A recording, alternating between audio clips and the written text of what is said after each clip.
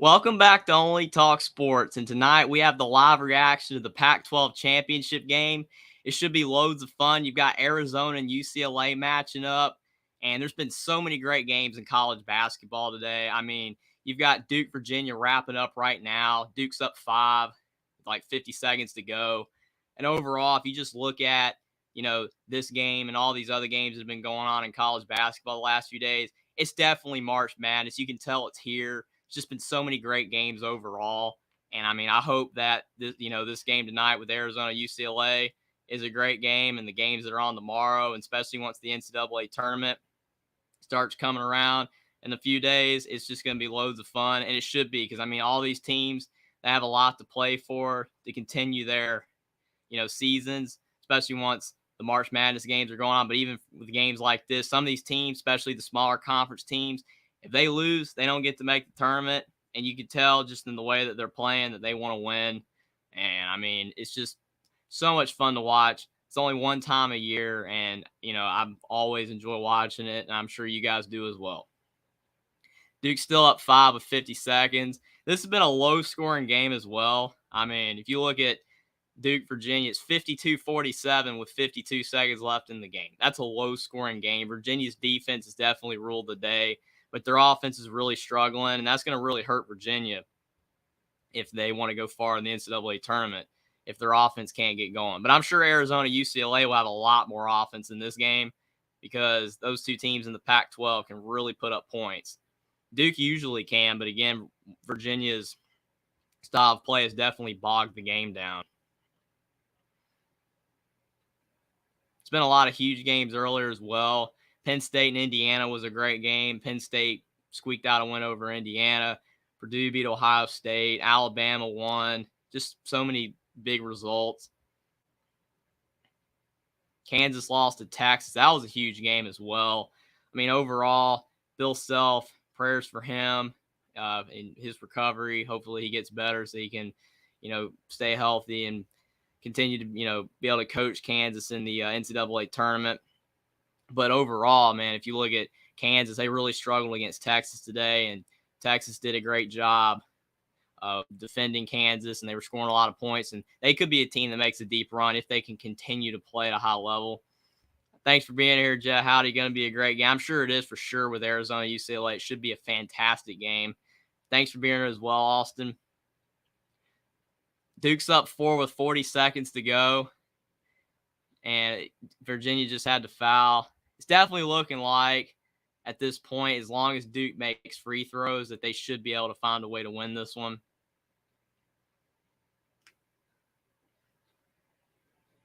Duke's been on a roll lately as well. They're a team that they started out the season kind of rough, but they had a lot of injuries on their team, but they've gotten healthy. The freshmen have started playing at a higher level.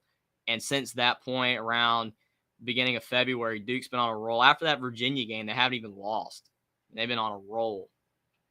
They're definitely a sleeper pick to go really far in the tournament, maybe even the Final Four if they can continue to play at a high level. Tonight, they haven't played their best, but again, that's a lot of it due to Virginia's style of play.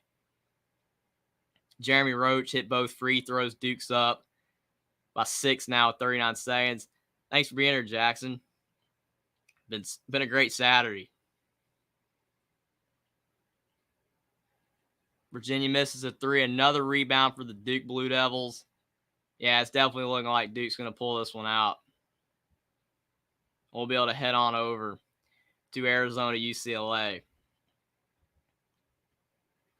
There's been some big wins today for sure, and it's only going to get better from here. I mean, this is just, the championship games and the semifinal games, and when you get to March Madness, that's when you get some of the best action for sure on basketball. So many, buzzer beaters and just thriller games with so many teams trying to, continue their dream seasons. If it's a Cinderella team or, one of the teams that's usually going far, but to had another historic season to their, arsenal of great years. And overall, just looking at, this year's tournament, there should be a lot of parity because in years past, sometimes you can just look at a few teams and say, oh, those 3 or 4 teams are the clear-cut favorites to win the whole thing. But this year, every team's beatable. I mean, every team is beatable, and, every single season. I mean, no team's unbeatable, but it just seems like there's so many teams that have flaws, and that's what makes it fun because you don't know who's going to win at the end of the day. Duke's up 8 now with 22 seconds. Jeff's a wild game and plenty of upsets. I agree. And I mean, that's definitely what makes it so fun this time of year because teams are playing even harder. Connor Johnson, thanks for being here as well. He says UCLA was my prediction for the tourney till Jalen Clark's injury. As for my emotions, Arizona kicks. That's funny. Yeah, I mean, I agree with you. Jalen Clark's injury, that really hurts for UCLA. He's a great player. It just makes them less deep, and they're going to have to get more out of Jaime Jaquez, which he can provide. He's a fantastic player. Should have a big game against Arizona, but I do agree.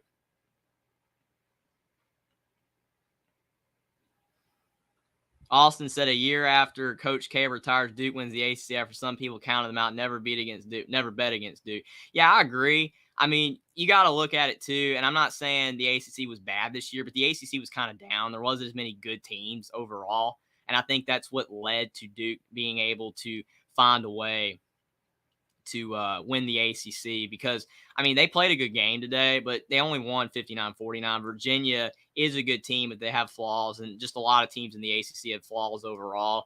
I mean, Clemson had a good season. Pittsburgh had a good season. A lot of the teams had good years, NC State as well, but none of those teams are elite teams, and Duke was just a team that found a way. Connor says send them packing for the Midwest. Oh, man. I mean, again, it's one of those things where seeding really does matter this time of year because if you do lose a game that you shouldn't lose or, you lose by more than, the experts think, you could really drop a seed line or two in the NCAA tournament. You can get punished for it at the end, and that really hurts if you want to advance. You need a favorable bracket. It's all about matchups as well. Thanks for being here, Salvador. Hi, my friend. It's going to be a good game. I'm looking forward to Arizona UCLA. It's coming on in a couple minutes. Congrats to Duke winning the ACC. They won by 10. Huge win for them over Virginia. I'm sure Arizona UCLA will be a great contest as well.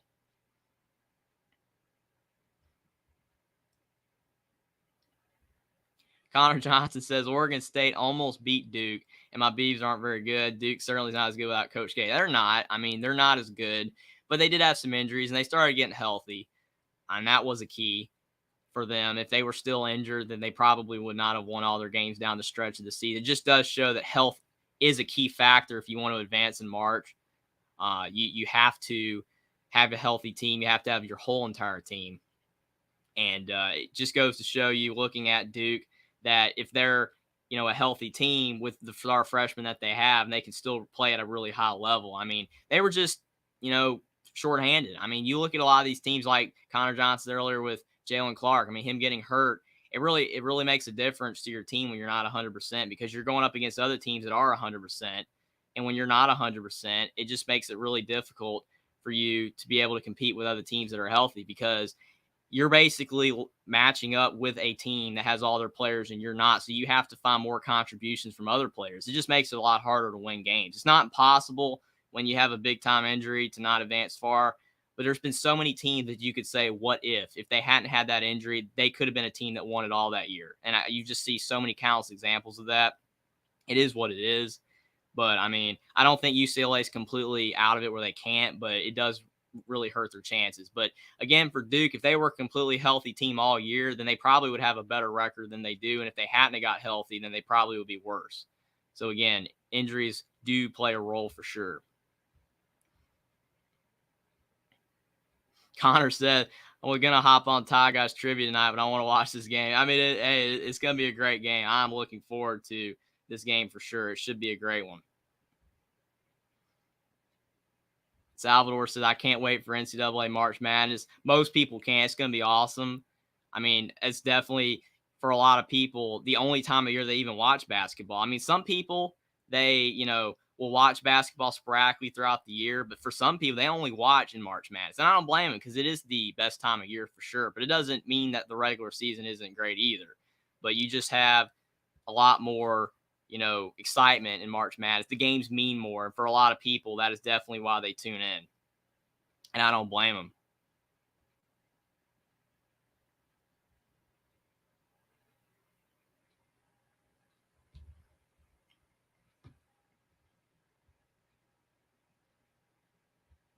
Connor said, I'm hosting a trivia show nonetheless. That's funny. So Duke is just wrapped up, and you finally have Arizona UCLA, the main event. It should be a lot of fun. Should be a lot of fun. Arizona's 27-6, 14-6 of the Pac-12. UCLA only has 3 losses in Pac-12 play, 4 losses overall. Both these teams are great. I mean, you just got 2 high-level teams. It could be one of the best games of the day, even though there's already been fantastic games this, afternoon. But still, this could be the best game of them all. Connor says UCLA loses a lot of athleticism and defense without Clark. They were the clear favorite at full strength. Veteran leadership with Jaquez and Tiger. I agree. I think that Jaime Jaquez and Tiger Campbell can still lead UCLA, but I do think it's going to be a lot tougher without Jalen Clark because of the fact he just is another player that does, so much. I mean, I still think that they can be a really good team in the tournament, but it will hamper their chances of making a deep run. And it is unfortunate because they are a great team, and they still, even though they don't have Jalen Clark anymore, I still think that UCLA has a lot of talent. I mean, Mick Cronin, he's done a great job, throughout the last couple of years getting players in and, making UCLA a better program, now than it was before he was the head coach, because a lot of people, that was the issue with Steve Alford, is that UCLA was just average and people wanted more. And I definitely don't blame him for that. I mean, you want to have, I mean, you want to be at the top when you're a program like UCLA. You want to be at the top, and you should be. There's no reason that, you should be a middle of the Pac-12 team. You're UCLA, and that's why they got Mick Cronin, because they wanted more than what Steve Alford was giving them. And now they're a better team. And the game is just tipped off. Arizona has got the ball first. UCLA only has 2 losses, in the Pac-12, and they only have 4 losses overall. UCLA's been great all year, and they've avoided the bad losses like Arizona. Arizona has definitely slipped up more often, but they are a talented team in their own right, and when they're playing at their best, then they are very dangerous. Arizona missed the first shot of the game, but it went off UCLA. Connor Johnson said might need to start watching Bucks Warriors too. Hey, Bucks Warriors, I mean, you don't have Giannis playing, but still, that's a high-level basketball game as well. He says Golden State's down 7, though. That would be a big loss for them with, not having Giannis, though. Arizona misses again. Jaime Jaquez with the rebound. He's such a do-it-all player. He's a good rebounder, good passer. He just drove in the lane, but a big block by Umar Ballo. What a block. Azuolas Tubelis, the best player for Arizona. He's bringing it up the floor. Courtney Ramey's been a big transfer for Arizona as well from Texas. They just have a really good team. Kirk Crease is a great guard as well. Azuolas Tubelis is on the block. He's going over the shoulder, and he misses the first shot. Jaime Jaquez, he gets the rebound again, so he's already got 2 boards. Both teams a little cold early. Tiger Campbell is one of the more underrated guards in college basketball. I know he's got more attention the last couple of years, but he's a great player. He's a great passer, and he's got much better at shooting. What a behind the back. UCLA for 2. And UCLA is also on a 12-game winning streak as well. It just goes to show they're playing some of the best basketball of anyone in the country. And now UCLA has got a 2-0 lead. I do agree with you, Austin. The turning point in Duke's season was a blowout loss to Miami on the road. I agree. They started playing better after that. Arizona looking a little ragged early. They called a kick ball. Salvador's got UCLA. He thinks they're going to win. Hey, Inside the Palace, thanks for being here. I'll go with Arizona in this one. I do think it will be close, though. I agree. It should be a fantastic game. Thankfully for both these coaches, neither are on the hot seat as well. You've got a lot of coaches have been fired in college basketball, like Josh Pastor, Mike Anderson. So many coaches have been fired, but both these are really safe. There's no way either are getting fired. Jeff says, laughing out loud, Walton is here at Conference of Champions, baby. Bill Walton, he definitely hypes up the Pac-12 for sure. You don't like Joel Nardi at all because he thinks Washington State should be in the tournament. It's funny. Tiger Campbell's so patient at the top of the key. Kicks it to Jaquez. He pump fakes. Jaquez misses a mid-range, but UCLA with the tap out. They're playing fundamental basketball right now. They're not scoring a lot, but they're getting offensive rebounds, and they're guarding Arizona really well on the defensive end. Amari Bailey with the ball to Jaquez. Jaquez missed a bunny. He doesn't usually miss that shot. Thanks for being our hummus hero. Arizona is so cold. It's 3 minutes in, and they still haven't scored yet. I agree, Edward. This has been a pitiful start of the game. It's supposed to be high flying. I said it was going to be a higher scoring game than Duke, Virginia, and it's not looking like that so far. I mean, you never know. I think that the offense will get going, but they should score more than the Duke, Virginia game, but it has been a struggle early. Jeff says Tiger's the best hair, as I mentioned before. Umar Bala with another short missed shot, but they turn it over to UCLA, and they just call a charge on Umar Bala. Arizona's looking so ragged right now. They just can't get anything going. They average like 85 points a game, and they only have 0 points right now. Only have 0 points. I mean, that's bad with 3 minutes into the game. The only thing that would be worse if they had negative. That's impossible. So Arizona's going to have to get things going for sure if they want to get in the 80s, which is not looking like that so far. I mean, UCLA is a good defensive team. Tiger misses another floater for UCLA. They've had a lot of good looks.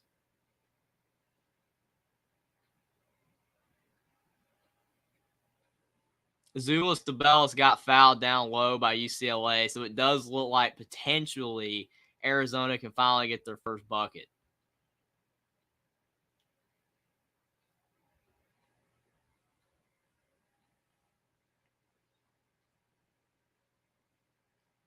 Three and a half minutes in is 2-0 for these two teams. Azuolas Tubelis, though, he averages 20 points a game for Arizona, so he should get his points. He plays well every single game, and he hit the first free throw, so it's 2-1. And that's a great list to be on for Azuolas Tubelis. Players to lead Pac-12 most scoring and rebound. When you're on a list with Bill Walton and Kareem Abdul-Jabbar, that's a great list. He is a great player, and he's improved a lot for Arizona. Just when he first got there, he was nowhere near as good at defense when he first got there. And he's gotten better on that side of the ball, and he's really gotten really good at inside the rim with his touch. He's gotten a lot better with his floater game. It's always nice to watch a player improve year over year. 2-2 Arizona UCLA right now, almost 4 minutes in.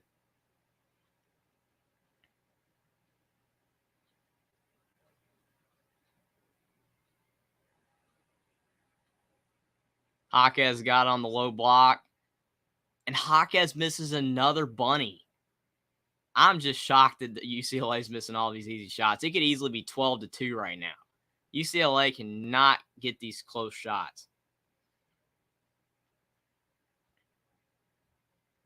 Inside the pile, just how much of a chance do you guys think IU has tomorrow versus Purdue? It's 0. Indiana lost to Penn State.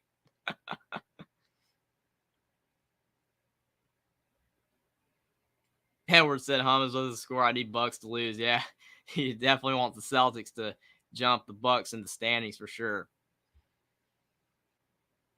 So we're 4 minutes in. The score is 2-2. Definitely not a high-level start to the game for these two teams that are supposed to be 1 and 2 seeds in the NCAA tournament.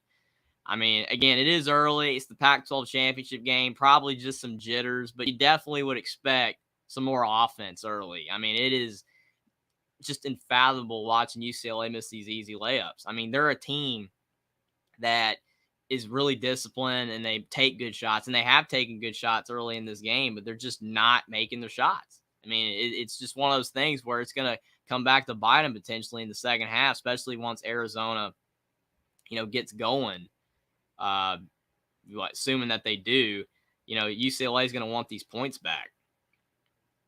Oh, you're good inside the ponds. I mean, hey, a lot of people thought Indiana would beat Penn State, be able to match up with Purdue for the third time this year, but Penn State was just shooting lights out from 3, and they beat Indiana by 4. It was a great game, though. It was one of the better games of the day. Inside the Pylon said the Bucks are beating the Warriors by 2, 1 minute remaining. It's getting tight, though. Oh, now it's a tie game. But Hamasiro said if Indiana beats Purdue tomorrow, that will truly be impressive. Yeah, I mean, that would be a feat never heard of before. You're not playing at all, but you somehow win. I know a lot of people have been talking about, whether North Carolina should make the tournament or not. I mean, I think that they're on the outside looking in, but they are a team that's kind of benefited a bit from these other teams struggling on the bubble.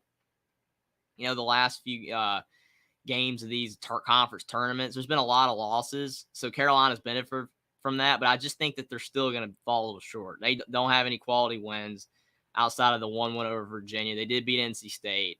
And someone was mentioning that Ohio State was the quad 1 win. And yes, that's true right now because Ohio State's 48 in the net. It was a neutral site win, but Ohio State's 16 and 19. So I do think Carolina will fall short, but let me know what you guys think in the chat. If you think Carolina is going to make the tournament. I don't, but we shall see. Thomas Hero said, didn't UCLA lose a key player injury recently? Yes, Jalen Clark, he got hurt, and that is definitely a problem. Overall, you don't want an injury like that early on, in March Madness. I mean, if you sustain it later on, maybe you could be able to find a way to win. But when you sustain it early, it makes it where your flaws are more exposed now that you don't have that player, and more teams can figure out a way to beat you. I'm not saying that UCLA has no shot to advance far, but that was an extremely, extremely tough loss for UCLA to suffer right now. Austin says, I like a defensive game. A lot of people do. It depends on what you like. I mean, if you like defense, then Duke, Virginia was definitely the game for it, even though some people would say that was bad offense. Partly was both. But here in this Arizona-UCLA game, I think UCLA's actually been playing good defense on Arizona, but UCLA's just missing shots. I don't think Arizona's necessarily played the greatest defense, but Tiger Campbell, Jaime Jaquez are just missing shots they normally would make right now. Arizona's passing the ball better on this possession, so maybe Tommy Lloyd has them settling in a little bit. But UCLA's still playing good defense.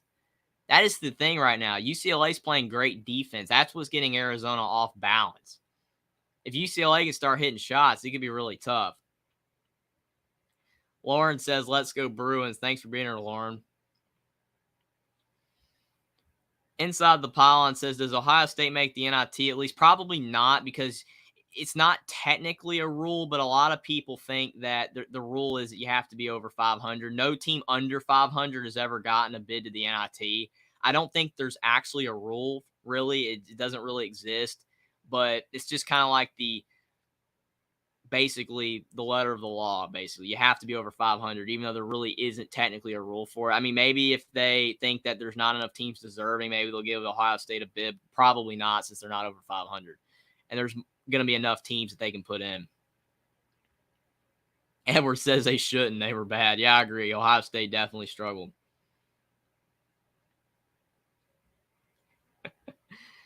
Oh, man. Jeff says, if Indiana does win, I'll take everyone out for dinner. First round's on me. Well, again, that's an easy bet right there, because it's not going to happen. They're not going to win tomorrow. That's the only reason why you write that. UCLA is still cold. It's 4-2 Arizona. It's almost 6 minutes in the game, and UCLA just cannot hit close shots. Arizona just missed an easy layup. Now there's a tie up. Tie up. Both teams are playing hard, just not well.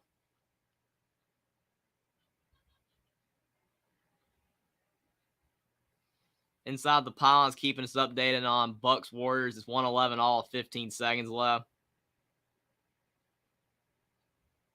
Lauren says, last year we choked the Pac-12 championship against Arizona. If that happens again, I will rage. Well, right now, I wouldn't say they're choking because it is early. But, I mean, just not necessarily playing high-level basketball. Jaquez misses another easy shot. How do you miss all these easy shots? He's such a good player. I just think it's like the level of this game. Maybe they'll settle down eventually. Hero said they do allow teams to go to the NIT with a sub 500 record, but it doesn't happen. That's what I thought. Like, it's just for whatever reason, they just don't allow teams in, even though some of the teams are qualified. Like, I think Oklahoma's a team that you could say is qualified to make the NIT this year, even though they're below 500. But the Big 12 being what it was, and Oklahoma's great wins. But if they don't make the NIT, then Ohio State's not making the NIT. They just don't take teams below 500. Arizona with another missed shot. Still 4-2 with 13:40 left in the game in the first half. Edward said I was talking about UNC making the NCAA tournament. Hummus Hero said the rule did exist, Jerry. They got rid of it a while back. Okay, it did. I thought it did. I just couldn't remember. But, I mean, it still doesn't matter even if they got rid of it because they never take teams below 500. But they should take Oklahoma.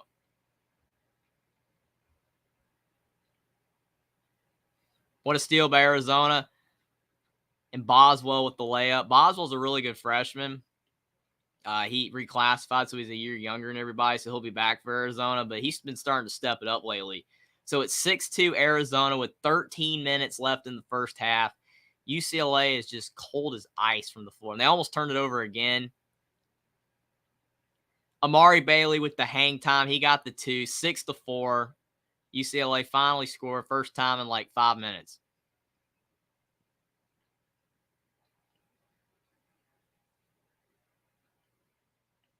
Arizona got it to Azuolas Tubelis on the block.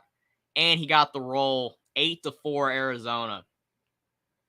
Azuolas Tubelis is really talented. He might be a first-team All-American, more than likely.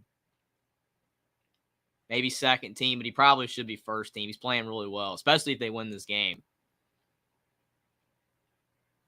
UCLA for 3. Now the offense is starting to get going a little bit. Finally, 8-7.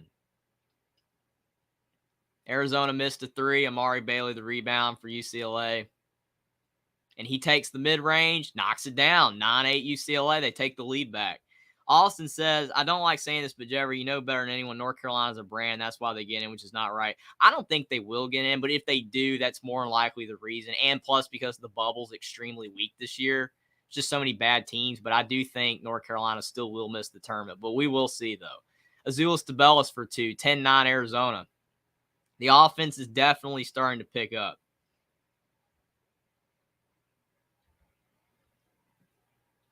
Jaime Jaquez with the ball. He's backing down on Pell Larson. Fade away, knocks it down. Finally, Jaime Jaquez knocks a shot down, and it was one of the toughest shots he's made so far, or taken so far, and he made it. I mean, he's missed some easy shots, but he got that one to go. 11-10. Been a quick moving first half. Pell Larson got fouled. So it's 11-10 and another TV timeout. UCLA up 1. Inside the pylon, so there's only 0.8 left. 111, 111. My heart is beating out of my chest on the Golden State Bucks game. Jeff says UNC shouldn't, but never say never. Again, you never know. I mean, the bubble is really weak. And that's the only other argument you can make for North Carolina besides the fact, that they're a brand, is the fact that the bubble is weak.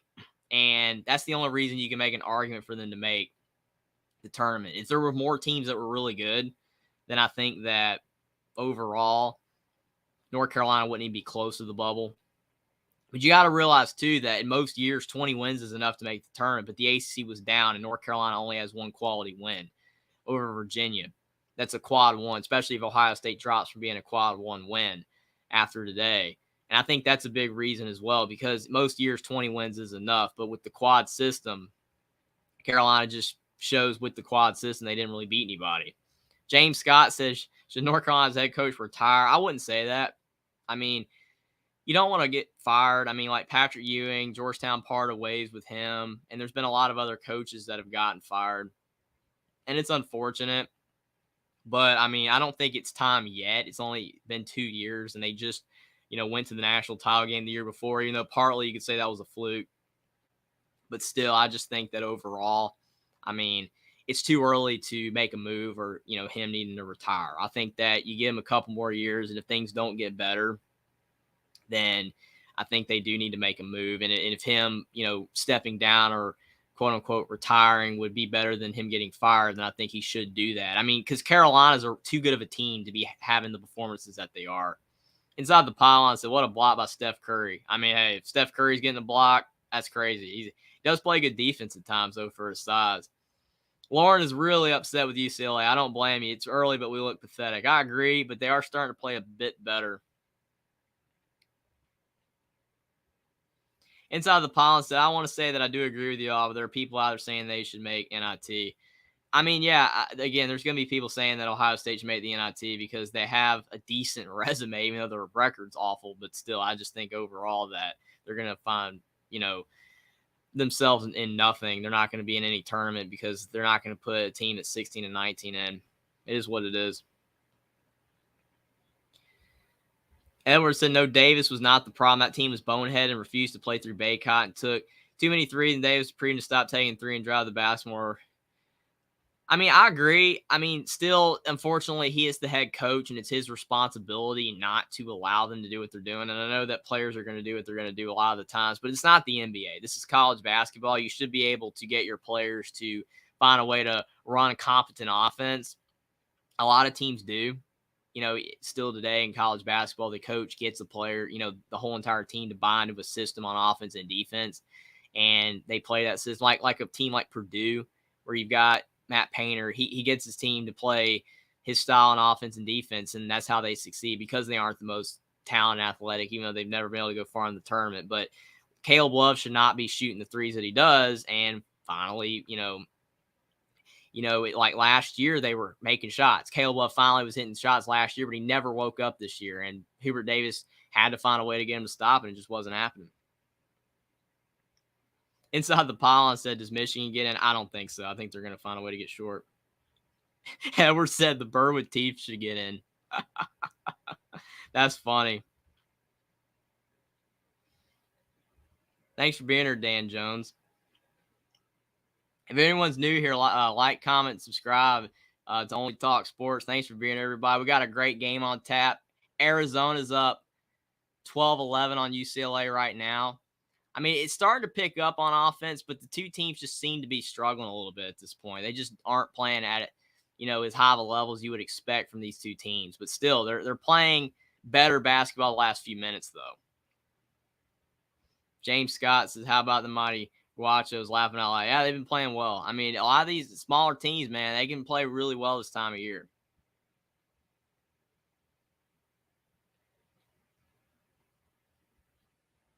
Inside the pile said, the messed up thing I realized is moot point. If Ohio State won today and win tomorrow, they go down to 18-18. There needs to be a rule, but even as conference champ, maybe you don't get in. Well, the reason why the rule doesn't need to be changed because it rarely happens. That's why. It doesn't happen very often. UCLA's up 2 now. They just hit a 3, 14-12. Arizona with the ball now. Colin Boswell's being hounded at the top of the key. Pell Larson left wide open, and he knocks in a 3. Arizona's up 1. You're welcome, Dan Jones. Thank you for being here. The offense is definitely starting to pick up, and it's looking like the high-level game we were expecting. Tiger Campbell reading the defense, kicking it out to Jaime Jaquez, and he misses a 3. Umar Bala with the rebound. Arizona's starting to push it.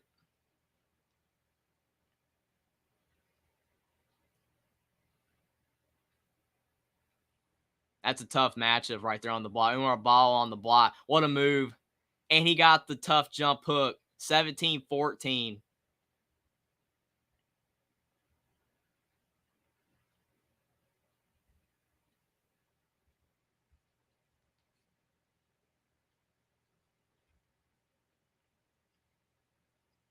UCLA is going to have to find a way to get some easier looks instead of taking, threes and long twos. They're going to have to get some easier looks. Arizona's making them take tough shots.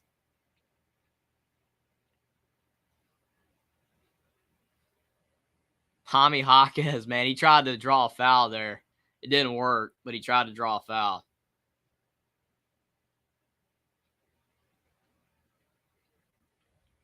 Dan Jones says, I'm looking for a shocker in this year's tournament. First team that comes to mind that could win it all.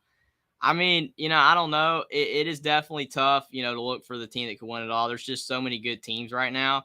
But I mean, if you're looking at, a shocker, I mean, there's tons of teams that could upset teams. I mean, you've got like Furman, they're a quality team. It's just a lot of teams that you could look at that can get an upset.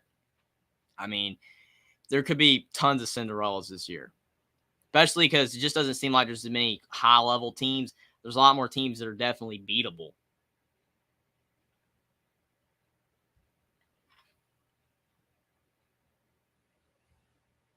So 17-14 Arizona with 9:13 left in the first half. Mick Cronin just looks a little confused on the sideline at his team's level of play. I mean, they've been very inconsistent in this game. They've had some stretches of good play, and they've gotten a lot of good looks, but they just aren't playing high-level basketball at all times. He definitely wants to see more out of his team. And yes, Jalen Clark's out, but they could still be doing better.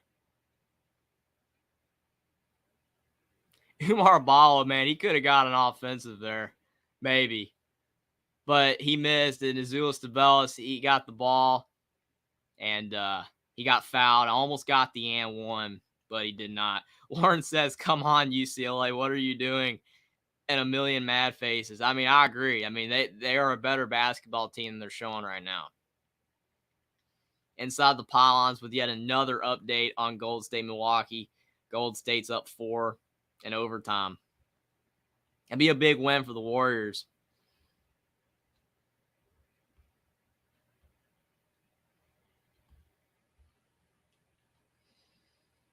So Azuolas Tubelis hit the first free throw. It's 18-14. Arizona with 8:50 to go in the first half.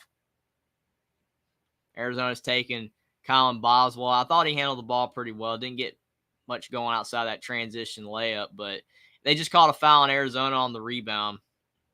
UCLA's got the ball. Edwards said it's crazy how bad Golden State has been this year. Bucks without Giannis, and they're giving Golden State all they can handle. Golden State finally knows Giannis not in the game, playing better in overtime. I mean, Curry has been out for a while, so that's definitely impacted them, but still they're not playing as well even with him. Tiger Campbell with the long two. Maybe that would get him going. UCLA's cut it to 2. 18-16 Arizona, 8 to go.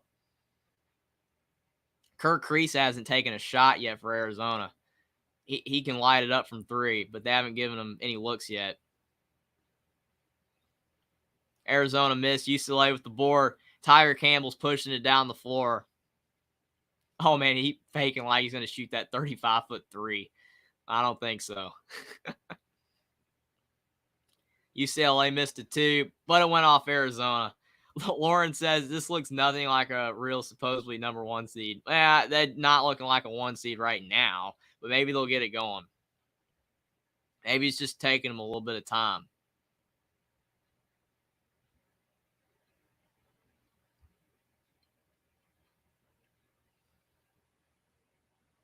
Both these teams are just trying to settle in, I think, maybe. I mean, it's still, relatively early in the game, but you're looking for, some more offense from two teams that are really good on offense, especially Arizona. It's just shots are not falling right now. Part of it's good defense, but part of it's just missing shots. UCLA 1 second on the shot clock, and they miss. Sometimes you got to take the shot earlier in the shot clock. You don't want to shoot with 1 second. It makes the shot more difficult. What a play by Azuolas Tubelis. He got the ball, jumped back, laid it in. 20-16 Arizona. Azuolas Tubelis has 11 points. He's definitely dominating this game right now. He's been the one player that's been as good as advertised throughout the season the way he's playing right now. Tiger Campbell split the double team. What a play by Tiger Campbell, and one. Inside the pylon says that the Golden State Warriors are now up 7 with a minute left. It's looking like maybe they could win, but you never know. I mean, in the NBA, you can come back so quickly. I mean, I've seen tons of, big leads in the NBA just go away at the end. 20-18, Arizona with 7:15 to go. Pelt Larson, you definitely tell he was confident after he knocked that 3 in.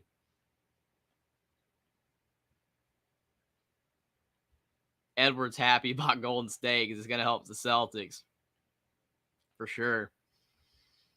Lauren says anything less than a championship is a disappointment. If we have another early exit, I will rage in all caps and I'll be done defending Cronin. Well, I mean, again, it's tough when you have such high expectations, with a program, because if you don't meet the expectations, which the expectations are really high, then it makes the coach look bad or like he's not, not a very good coach. I think Mick Cronin's done a really good job with UCLA. They're definitely better now than what they were under Steve Alford. But I understand. I mean, with this team, even with Jalen Clark out, they still have enough to get this win and to advance far in the tournament. So hopefully, for you, they do. But, I mean, overall, I think they're playing not too badly. It's just they're not getting anything going on the offensive end, and they're missing easy shots. But they can start hitting these shots, and I think that they can have a really good chance to win, because to me, their defense has been pretty good on Arizona. The biggest issue is they're struggling to stop Tabellis, which most teams do. But if they don't stop Tabellis, he could have 30 in this game if they just can't slow him down.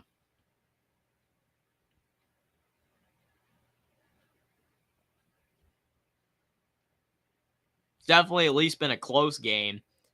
I did the live stream on Gonzaga St. Mary's earlier in the week, and I mean, that game was never close at all. I mean, at least this was close, and hopefully it, continues to be a good game. Lauren says, I can't stand rage, but sometimes you just have to let it all out. I rage a lot about the Ducks and the Angels, sometimes the Lakers. Even UCLA isn't exempt from rage videos. I'm sure. I mean, yeah, people love to rage about sports. I mean, it's definitely fun. Edwards says Middleton has been so bad since coming back from injury. Sometimes players, struggle when they come back off of an injury. I mean, it's not, not all injuries or players are like, when you have like Steph Curry, coming off of an injury and he's playing at a high level, Klay Thompson coming off an injury and he's playing at a high level. Not all players do that. Chris Middleton, obviously, he's just struggling to get back into form. I mean, it is what it is. I mean, sometimes it depends on the injury as well. Sometimes injuries aren't as bad to some players as they are to others, or sometimes one injury is more severe than another. And when you have a bad injury, sometimes you just can't come back. I know Klay Thompson was really bad, but he's been playing well. Will, thanks for being here, Will. He said Mick Cronin has made UCLA relevant again. Now, can he take that next step or will he become the basketball version of Brian Kelly? I don't know. That's a good question. I mean, again, this year's going to be kind of tough because of the fact you're not going to have a fully healthy team. So there will be people who say, well, if you had Jalen Clark, they would have gone farther, or if they lose like early on or something like that. But still, I mean, it does kind of become a point where if you look at a team that should have done more than what they did and they keep losing earlier and it happens over and over again, kind of like Rick Barnes with Texas and Tennessee, then it just becomes a thing where it keeps happening. There's no excuses. So Tiger Campbell hit the free throw to cut it to a 1-point game. Arizona missed on the other end. So UCLA has a chance to take the lead again. After their poor level of play, they have been defending Arizona fairly well to keep this a lower scoring game. Tiger Campbell with the long two. He hit it, but that was a really tough shot. I think UCLA's shot selection needs to be a bit better at times, but he did hit it, so it's hard to complain. 21-20 UCLA. Azuolas Tabellis for 2 more and 1. Now he's up 1 for Arizona. Arizona's up 1. He's up to 13 points. He's just playing at a high level right now. I mean, again, UCLA just cannot stop him. They're not really putting a body on him until they just do it late after he scores and they foul him. Inside the Pond says, we're 1-0 this week. Yeah, on our XFL picks. No one's picking Orlando. Edwards said, true, Middleton been back for 2+ months and shooting ability gone compared to before the injury. Like I said, I completely agree with you. Sometimes players just don't respond off injuries. For whatever reason, he's just struggling. He's not been able to come back. Hopefully for him, he does. But, I mean, sometimes you never recover. Sometimes it's a confidence level thing. Surprised they didn't call a foul on Courtney Ramey there on Tiger Campbell. He bumped him pretty good. They didn't call it. And they finally called the foul on Courtney Ramey. They didn't call the first one, but then he fouls Tiger Campbell again. Lauren says, good to see us back in the game, but it doesn't matter if we don't lead. Well, yeah, I mean, you definitely want to take the lead. I mean, you want to take the lead and, not give it up. You don't want to relinquish it. But you got to get the lead first, for sure. Jaquez got bumped pretty good as well. Whoa! Amari Bailey just dunked over Pell Larson. Man, I can't believe that. Oh, man. Mick Cronin thought it was an and one. He thought it was an and one. He is so mad. Oh, man. Man, he is so mad right now. He thought it should have been an and one. There's been a lot of contact in this game that they haven't called fouls on. It's been a lot of contact, but that was a crazy dunk. Pell Larson with a dunk. Man, we've got the dunks going on here. Pell Larson, Amari Bailey with two big dunks. That is insane. And these are two great teams. It's starting to show now. These two teams are, no joke, some of the best teams in college basketball. They're really starting to show it. Amari Bailey with an open three. He misses. Courtney Ramey with the rebound. I cannot believe those two dunks. Courtney Ramey misses a three. So I think these teams need to just stick to dunks. They can't make threes right now. Maybe we'll get some more posters. Foul in Arizona. Will says, going to be praying multiple. Rosaries and I, hopefully my VC Ram win the Atlantic 10. If we do, I think we have a chance to make a run in the tournament. Well, I mean, the way the bubble is, I know VCU has the battle of St. Bonaventure, but I wouldn't be opposed to VCU getting an at-large even if they lost. They probably won't give it to them. But, I mean, the bubble's really weak, and VCU only has 7 losses right now. And if they lost tomorrow, they'd have 8. So, I mean, they won't make the tournament as an at-large, but they should. But, you know, for you, Will, hopefully they can win tomorrow to get in. They are a good team. Jeff says awesome defense by both teams. I agree. There's also been some great dunks as well. I mean, it is crazy what we're seeing right now. The offense has come alive. UCLA split a pair of free throws, 25-22 Arizona. 5 to go in the first. They called another foul on UCLA. Azuolas DeBellis, he's just so tough to stop right now. They can't stop him.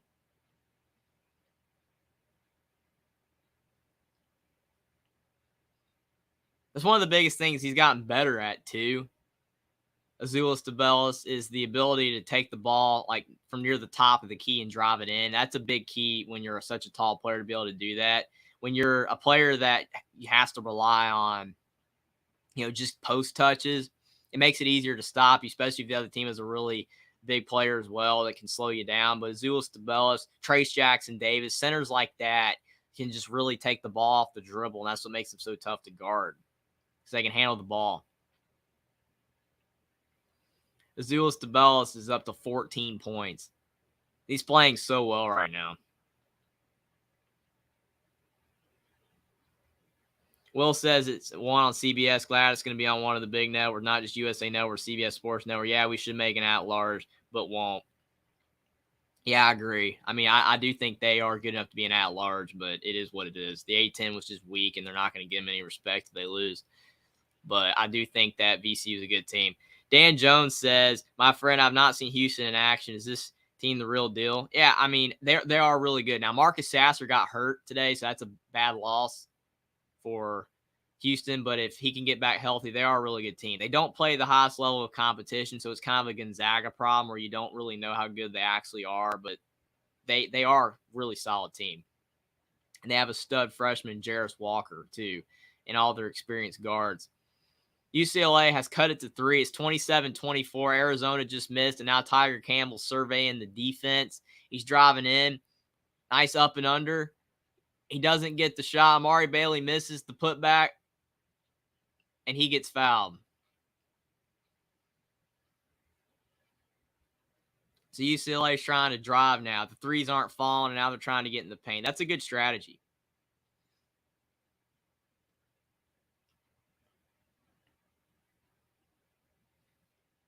Courtney Ramey's an underrated addition for Arizona. I mean, getting him from Texas.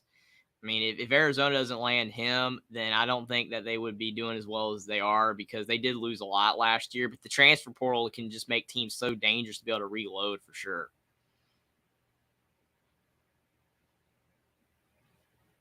So UCLA's cut it to 2. It's 27-25. Arizona.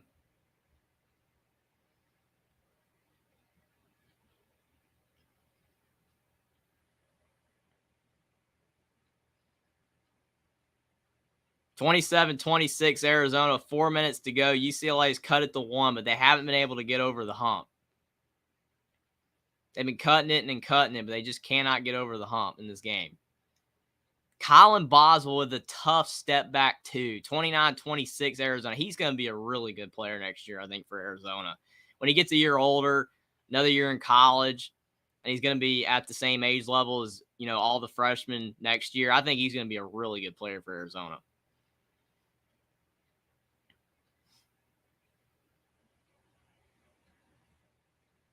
So it's 29-26 Arizona, 3:40 to go. Amari Bailey surveying, dribbling in traffic. Now Jaime Jaquez is driving in, and he hits a tough two. 29-28 Arizona, 3:30 to go.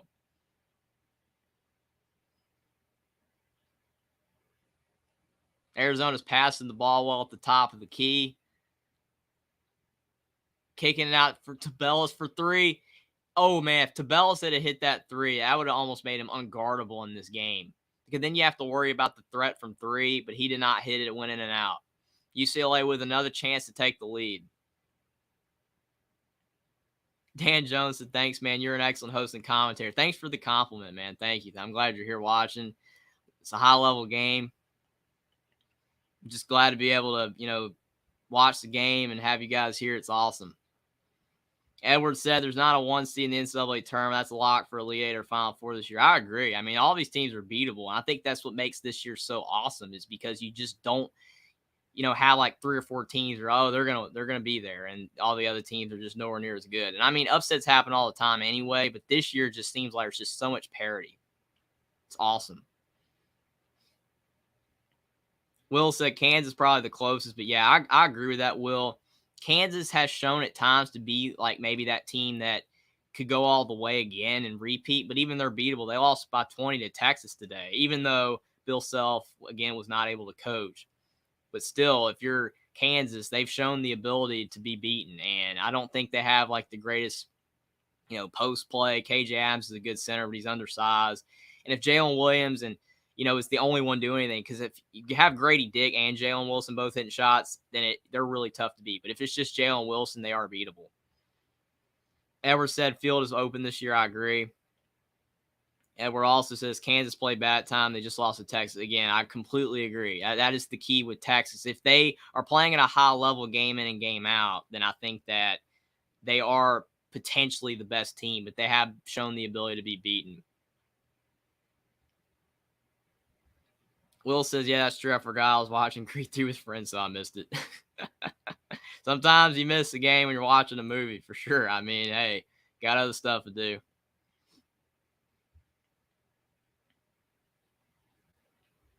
Will says, I'm tired. I was about to go to bed. This game is too good to stop watching. That's the biggest problem for the Pac-12 with ratings, is because people have to have a big game to watch for people to stay up for on the East Coast. Unless you're someone that just stays up and watches every game. But some people can't, or some people just won't. And that's why it's tough to get the ratings on the East Coast, because there's so many people on the East Coast, and you just can't watch because of the fact, I got to go to bed. I got to do something early the next morning. Or I got to go to work or whatever. But when there is a big game like this, then people do stay up. Tom Crean at the halftime report with Jordan Cornette. Man, I wonder when Tom Crean's going to become a head coach again. I have no idea, or if he will. I mean, he, was in the studio for a year after he got fired from Indiana, and then he became the Georgia head coach. Now he's in the, the halftime report again on ESPN. It's going to be interesting on that.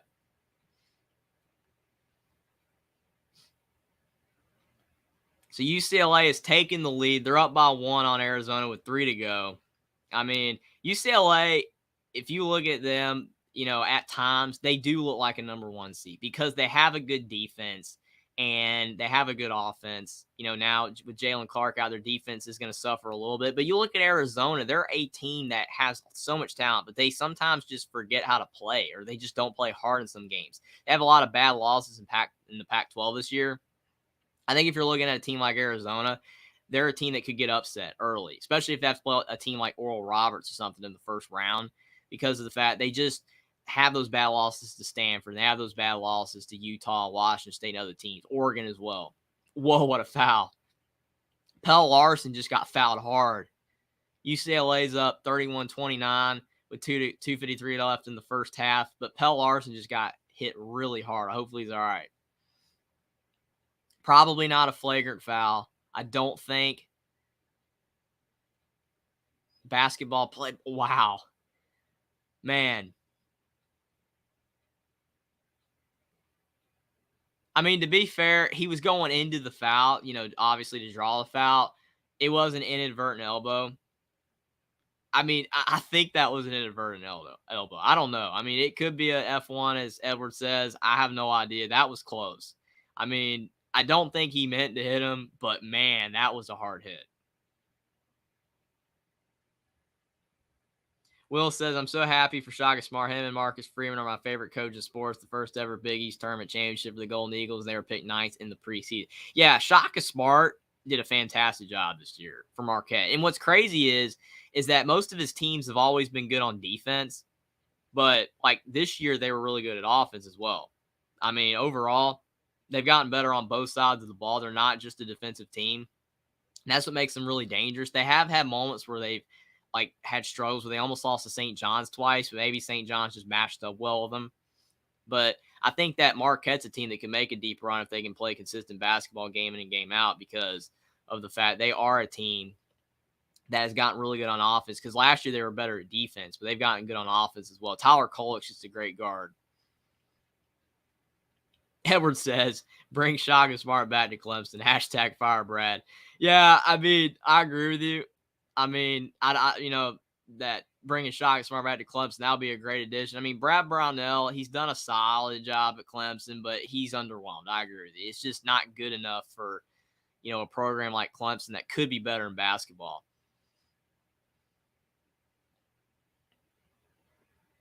So Arizona's cut it to 1. It's 31-30. UCLA with the ball. Thankfully, Pell Larson's still in the game. Oh, man, that 3 went in and out. That's crazy. That should have dropped, but it went in and out. Arizona's trying to retake the lead again with 2 to go in the first half. It's been a high-level first half, back-and-forth action. Colin Boswell with the step-back 3, and he got it. Again, he's going to be so good next year for Arizona. I mean, that is a tough shot. A step-back 3. He's gotten better and better as the season has gone along. Now that he's, been in Arizona for almost a year, he's developed, and he's just getting really good.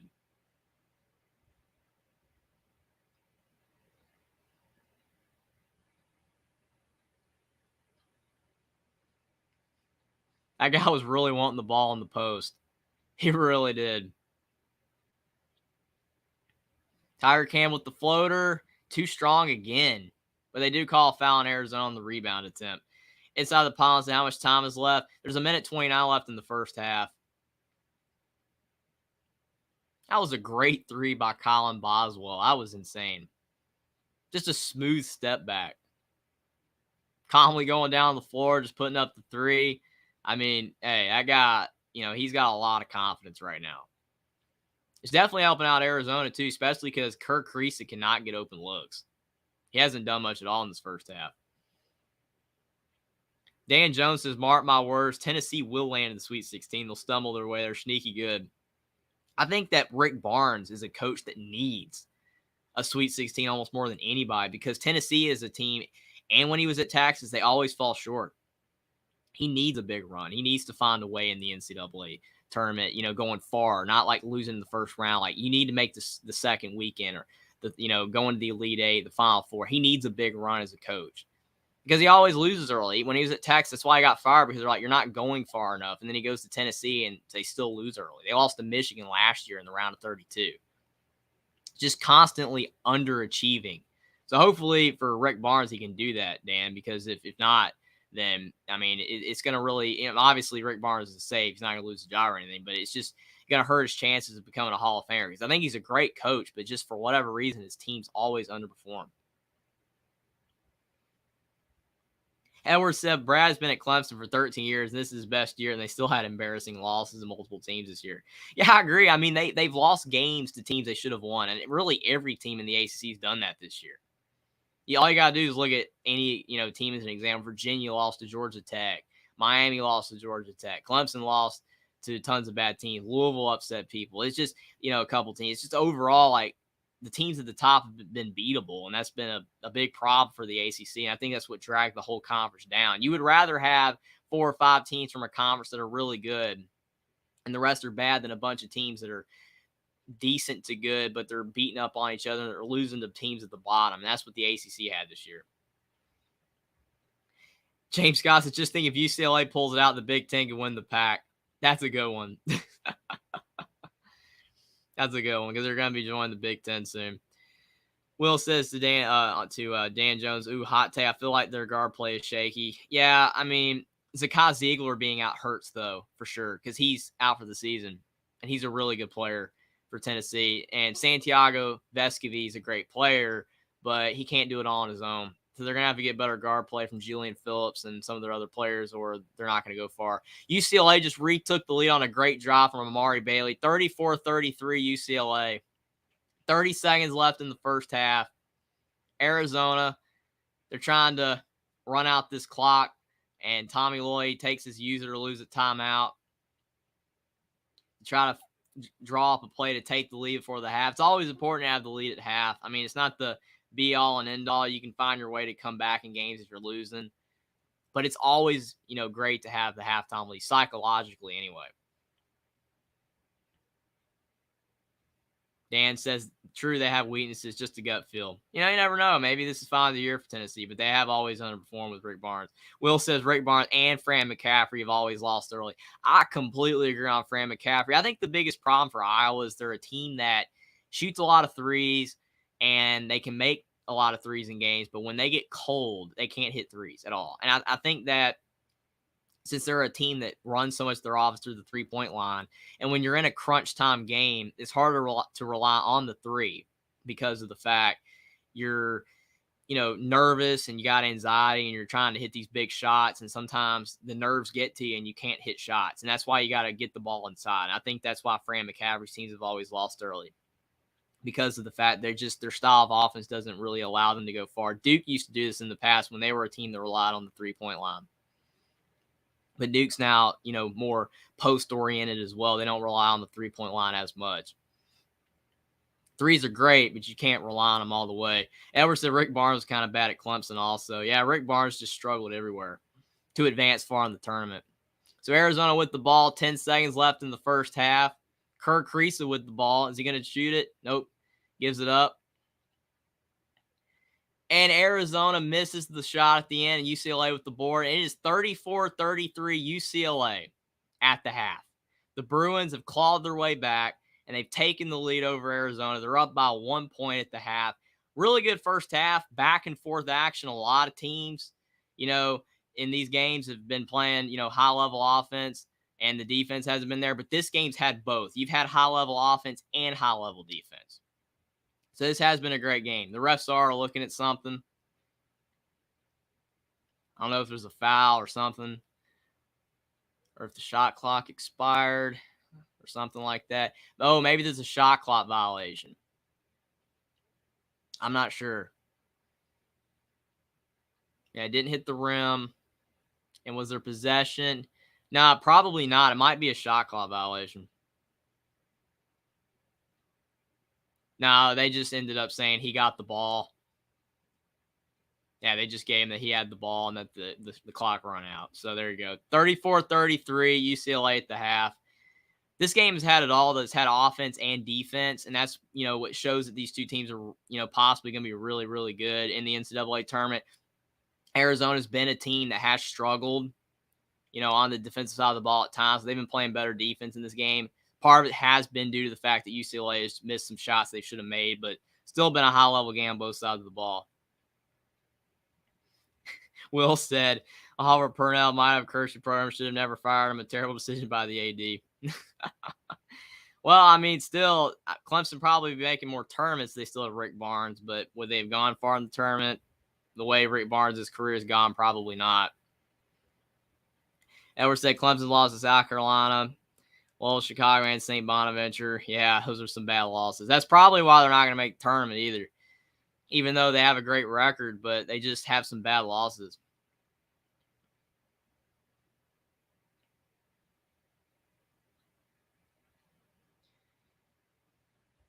Hey, Michael, thanks for being here. I'm doing really good. This has been a great game as well.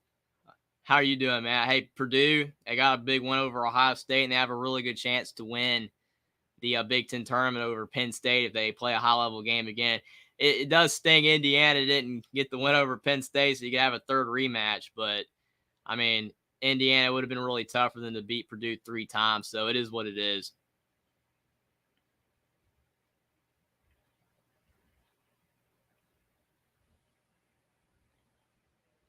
Michael says, hey, well, how are you doing tonight, sir? And the VC punch for taking for the tournament tonight. They did not. They have to play tomorrow. They were in the semifinals today, and they got the win.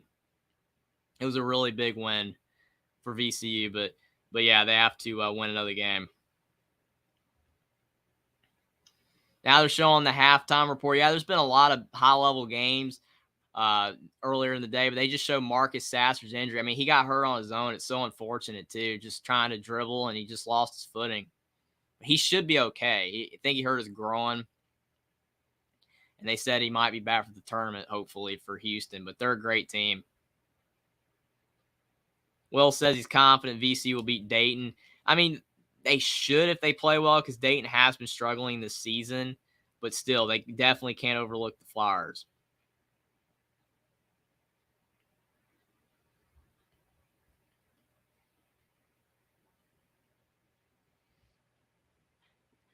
Is UCLA winning? Yes, they are. 96 SCOX. Thanks for being here. And UCLA is up by 1 point at the half. It's 34-33 UCLA over Arizona.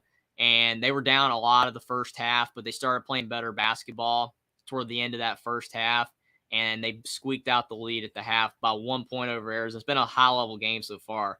Michael says hanging in there and getting over some health issue. But who are your number one seeds, Jeffrey? I mean, like a lot of people said, nobody's really like shown themselves to be number one seed, but definitely the teams that are going to be number one seeds. Kansas is going to be a 1 seed. You're also looking at Alabama. They're going to be a 1 seed. Both of those teams deserve it. Purdue is a team that a lot of people have as either a 1 or a 2 seed. Houston probably will be a 1 seed. You know, as long as they win tomorrow, they're going to be a 1 seed. They don't have a lot of losses, and so many other teams have lost too much. It's really coming down to 5 teams. It's Houston, Kansas, and Alabama. As long as Houston wins tomorrow, they'll be a 1 seed. Kansas and Alabama, and it's UCLA or Purdue. If UCLA loses tonight, Purdue wins tomorrow, it'll probably be Purdue. And if UCLA wins and Purdue loses tomorrow, it'll be UCLA. Now, if they both win, it'll be tough. I would say they would probably give it to UCLA, though, because Purdue only going to be beating Penn State and Ohio State. You know, in the Big Ten tournaments are, you know, not like the biggest wins in the world in Rutgers, whereas UCLA is getting a big one over Arizona. So you would think that they would probably give it to UCLA. I know some people would be arguing for Texas maybe because Kansas lost. I mean, it's possible, I guess, that Texas could get it, but Kansas has all those quad 1 wins. They have like 15 or 16 quad 1 wins, so it's going to be Kansas from the Big 12. Edwards said Will Wade would be a good hire for Clemson. Yeah, I mean, as long as nothing comes up from what happened at LSU, then yeah, he would be a good hire. It's like the same thing with Chris Beard at Ole Miss. If you know the stuff doesn't come up anymore, then yeah, but you just unfortunately there's just a lot of stuff at play there.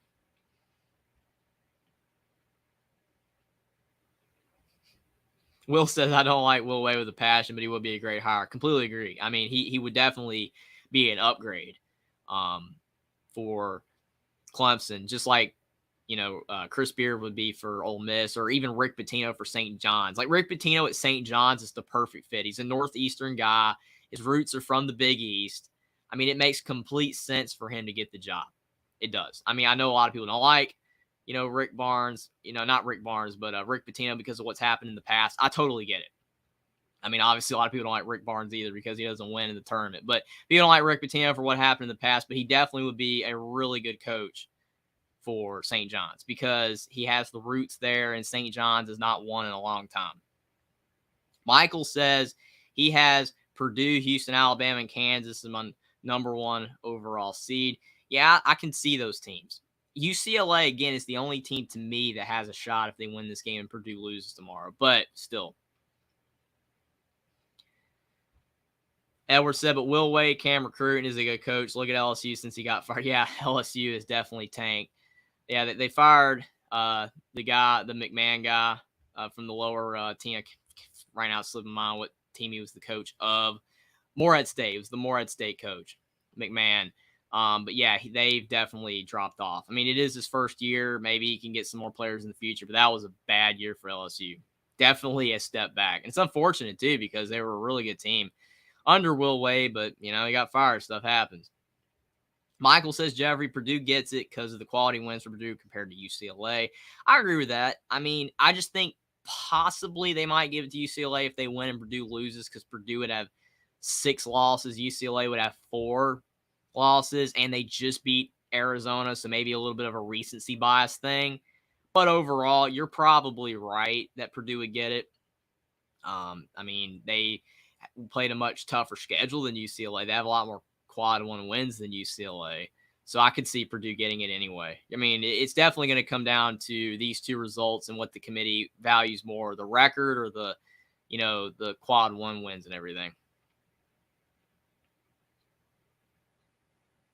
Michael asks, who do I see going to Notre Dame? That's a tough question. I mean, there's a lot of candidates for the job. I mean, overall, I just think that, with Mike Bray, it's sad that it ended the way it did there. I mean, because he was a great coach and he was there a long time. He did so many great things for the program, but it is what it is. I mean, it just fell apart. It's just kind of sad because I really like Mike Bray, but it is what it is. But I mean, Will says Micah Shrewsbury is the leading candidate. I've also heard Micah Shrewsbury to Georgetown as well. But I mean, to me, Georgetown's an interesting situation because they're a brand. They are a brand team from the past. They were great in the 80s and 90s, and they had a good run in the late 2000s, early 2010s as well. But they've been bad for a while.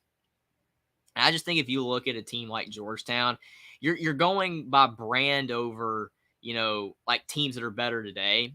And it also depends on the pay because, I mean, Micah Shrewsbury is doing good things with Penn State. And it just, to me, it would be kind of interesting for him to go to a team like Georgetown. Like, to me, Micah Shrewsbury to Notre Dame would make more sense. Like that Notre Dame's been better more recently. But still, I think that if you look at Georgetown, I mean, Shrewsbury would want to go there to be able to be at a brand school. I mean, it's definitely one of those situations where it depends on brand versus the better team as of late. I think that's the big key for what Micah Shrewsbury want to do, or whether he's comfortable where he's at and he, can feel he can keep improving the Nittany Lions and they give him a pay raise and all that. It's going to be interesting to see what they do there. Will says Ed Cooley's probably going to the Hoyas. To me, that would make even less sense because of the fact that he's been doing great things at Providence and they're a really good team. I mean, maybe you never know. It depends on how much Georgetown would pay Ed Cooley, but I mean, that one to me would make less sense. And obviously, Will says he has family connections with the Hoyas. I mean, again, you never know. I mean, that could be a key factor there. But Georgetown's just in bad shape that overall it would be interesting to see a coach that's in a better situation go to a team like Georgetown where you're going to have to find a way to turn it around. I think that's the big thing for some of these guys. Jackson says 2 more subscribers and it's 400. Thanks, Jackson. If anybody's here that hasn't subscribed and you like watching, the live stream and some of my videos, if you've seen some of my videos, subscribe, please. It would definitely help the channel. Thanks for being here, everybody. Like the stream as well. And, yeah, thanks, guys, for everybody being here. It's been a lot of fun. Love doing these streams now, with you guys, high-level games. It's just been a lot of fun. I definitely couldn't do it without all you guys watching. Thanks so much. Michael says, but on the flip side, would you go to another team in the Big East? Will? Yeah, I don't know. I mean, again, Ed Cooley to Georgetown to me wouldn't make sense. Micah Shrewsbury, I can see a little bit more, but I definitely just don't see Ed Cooley. But you never know. The connections might be too much. Inside the Pond said, holy smart, tweeted the link out for you, Jeffrey, and I got 61 views in 4 minutes of the tweet. Thanks, man. Thank you so much. I mean, hey, a lot of people, want to watch, Arizona, UCLA. I mean, it's a big game. I mean, it's a huge game. I mean, it's just awesome to be able to, watch the game with all you guys. And I mean, when you got a high level game like this one, it makes it a lot more fun. Because I mean, that Gonzaga St. Mary's, thought that was going to be a high level game, but unfortunately, Gonzaga pulled away. Kudos to them. St. Mary's just obviously just could not hold on. They just fell apart. I think that St. Mary's is a really good team, and they did beat Gonzaga, but it just showed that when Gonzaga's on and their talent can overplay a team like St. Mary's that plays fundamental basketball. St. Mary's fundamental level of play with Randy Bennett, a head coach, just could not control that game like they were able to do when they were on their own floor. They just couldn't get it done, and Gonzaga rolled. But this game has lived up to the expectation. We've had high flying dunks. It's been great offense. The defense, has been really solid as well. I think that obviously UCLA has played better defense in Arizona. I just think overall UCLA has kind of been, missing some shots. Not saying Arizona's not playing good D, but I think that, you look at a team like UCLA missing bunnies. If they were hitting their shots, they'd probably be up by more, but they've missed some shots. But Arizona, they credit to them. They've been, putting some pressure on them, but I just think that overall UCLA has been the better defensive team on Arizona. Arizona has been a really good offensive team this year, and they're being held to 33.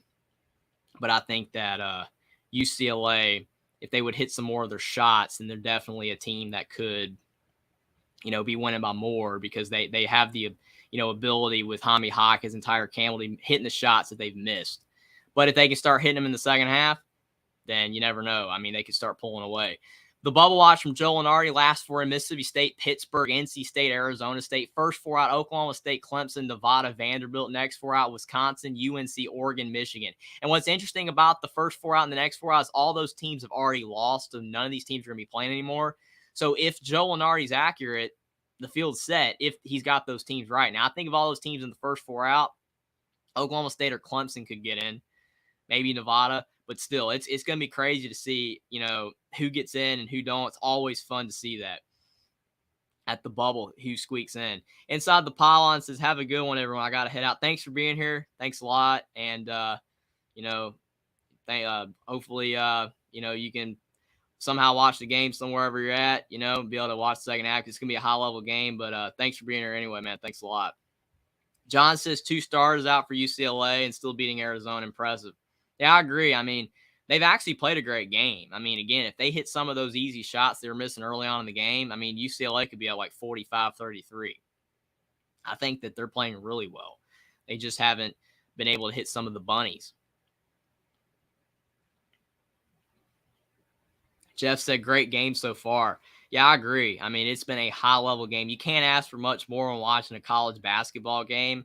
I mean, the only thing that makes it better is, like I said, having all you guys. It's so awesome. And overall, I mean, this is a high-level game. Should be a lot of fun in the second half. Hopefully, it's a wire-to-wire game that goes down to the wire at the end, and you get high-flying action on both sides of the ball. And I'm sure there's going to be a lot of happy and unhappy people, depending on who you root for, whoever wins. But, regardless, it should be a great second half. Jackson said, one more sub, and it's 400 for Only Talk Sports. Thanks, man. Thanks a lot again, everybody that's new here, the likes, watch the stream, subscribe, please. It would definitely help out the channel a lot. And thanks for being here, more importantly. The game is so much fun, and having all you guys here makes it awesome. James Scott said, Memphis silly slap poor Tulane.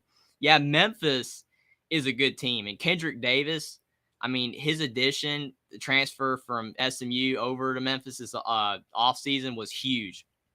We just hit 400. Thank you guys so much. We just passed 400.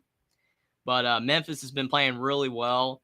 And, Kendrick Davis got banged up a little bit, in this game, against Tulane. But I think he'll be okay, just like Marcus Sasser. Hopefully he'll be okay as well. But he's a great player. He's been a big reason why Memphis has been, playing as well as they have. And they're definitely going to be a lock for the tournament now. Hummus Hero asked, how many Big Ten teams are in the field by Lenardi's prediction? I think 9. I think the teams that aren't going to make it are obviously Minnesota. They're nowhere near the field. Nebraska, Ohio State, Wisconsin, and Michigan. Those are the 5 that are not going to make the tournament. I think that if you look at, Rutgers, they've done enough. I think Rutgers has done enough. And, Penn State obviously is definitely in now, but you got a lot of these teams that are above them are easily in the field. I just think that it's definitely, the Big Ten has gotten a lot of flack lately because of the fact they haven't advanced far in the tournament, but they have a lot of solid teams. I mean, they have really good teams and just haven't been able to find a way to crack through and go far in the NCAA tournament. But I think that 9, is what's going to make the tournament. Wisconsin and Michigan did not do enough down the stretch. They had one more game or two. I think they could have advanced farther. In the Big Ten tournament, they could have made the NCAA tournament, but unfortunately, it is what it is. I mean, they didn't do enough, and they're going to be on the outside looking in. So 9. Hummus Hero said, yes, everyone's sub. We need to get the channel to 1K by football season. Thanks, Hummus Hero. Thanks a lot. And Jackson said, now only talk sport that 401 subscriber. Congratulations, man. You deserve it. Thanks a lot, all you guys. Will I sub with my Frisbee team account? Thank you, man. Oh, man. Jeff said, congrats. Great job, 402. Way to go. Michael said, congrats, 400. Thank you guys so much, man. All you guys are awesome. Thanks for being here as well. It's going to be a great game, man, in the second half, I'm sure. Tiger Campbell's ready. I mean, he's already he's got that game face on. He looks ready to go. Elijah says, who's supposed to win this game? I mean, I think UCLA is probably favored, but I mean, both these teams are, really solid. And I mean, no one would be really surprised, whoever wins. I think that if Arizona wins, it wouldn't be a shock, but UCLA is probably more likely the favorite team. Jaime Jaquez with the ball at the top of the key. And Jaime Jaquez, he gets the score. Now UCLA is up 3. That's an important bucket to get the first bucket in the second half, and they were already leading. And 3 starters for Arizona did not score. Kirk Creesa, Courtney Ramey, and Cedric Henderson. All 3 players did not score. And somehow Arizona is in the game. That just goes to show you how dominant Azuolas Tubelis was. Will said, can I come on a vent about Will Wade? No worries if you don't want me to. I'll bring the link on later on the game, like toward the end probably. I'll definitely do that if you're still up. So you can vent about Will Wade. Just let me know before you're going to go to bed. Like if you're about to go to bed, I'll bring you on.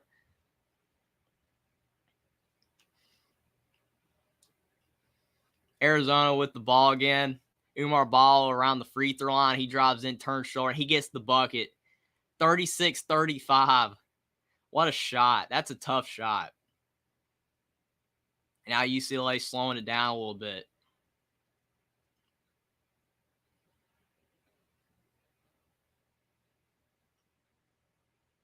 I think Jaime Jaquez has played well so far, but he has missed some easy shots. But now he just hit another shot. He's actually hit the tougher shots. I mean, it's like he's missed some easy ones, but he's, hit some tough shots.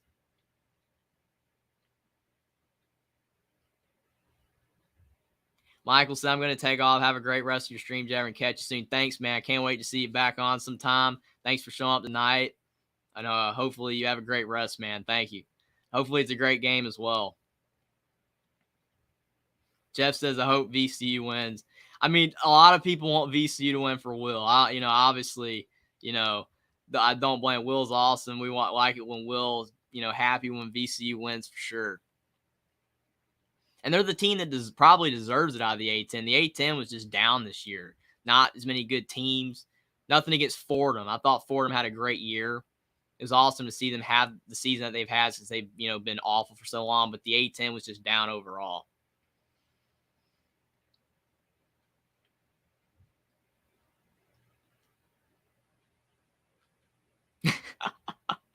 Hummus Hero said, God is a Notre Dame fan. Not sure about VCU. That's a good one, man. That's a good one. Oh, man. 38-35 UCLA with 18 to go in the second half.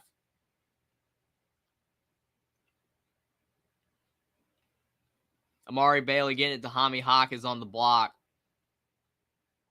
And Jaime Jaquez got fouled. He's such a tough player. I mean, he's like a big down low, on the block, just taking the hits and just pounding down low. He's a really good player. There's not many like small forwards like him that do that. Cedric Henderson's really struggling in this game. Will says, I know, that's why I have to pick up the slack. Oh, man.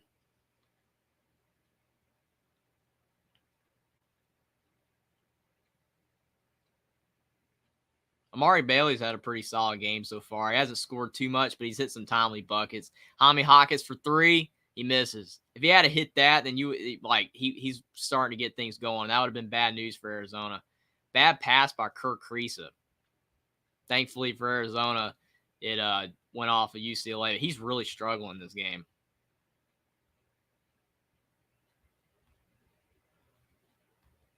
If Kirk Kriisa doesn't start getting going for Arizona, it's going to be very difficult for them to win. Because Azuolas Tubelis is playing great, and he just missed the bunny, but still, Azuolas Tubelis is having a great game. But he's going to have to start making some shots if Arizona wants to win. Kirk Kriisa is really good, but he hasn't done much so far.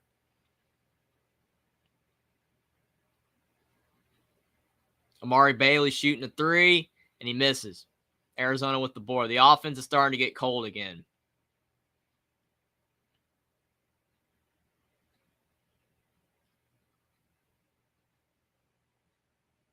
Oh, man, Pell Larson threw the ball, and Umar Ball wasn't even looking. Oh, man, that was bad. Tiger Campbell for 3. He knocks it down. UCLA's up by 6. Tommy Lloyd might have to think about a timeout. He hasn't called one yet, but he might have to think about it. Courtney Ramey missed the 3, but Arizona got the rebound. Azuolas Tubelis for 3, and he bricks it. He just bricked the 3. Man, Arizona's really starting to struggle on the offensive end again.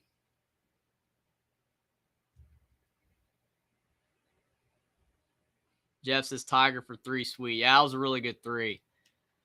Yeah, Arizona's offense is starting to fall asleep, though.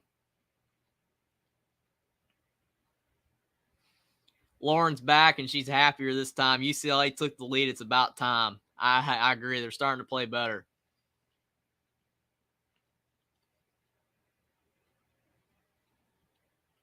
Azuolas Tubelis on the block, and he loses it. Jaime Jaquez, oh, man, going down the floor, and they call a block. Kirk Kriisa took the brunt of that. Man, what a strip by Amari Bailey. Man, I mean, you could maybe argue that should have been a charge, but still, I don't know. I mean, he was at the, half court. It's tough to call a charge on that, so they called a block.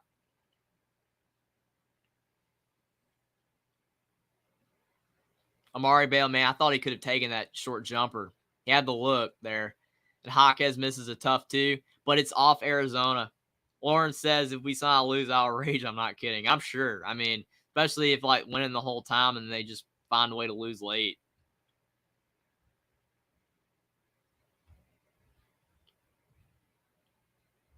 Amari Bailey's got 10 points. I mean, he's been playing well, but I think he should have taken that short elbow jumper.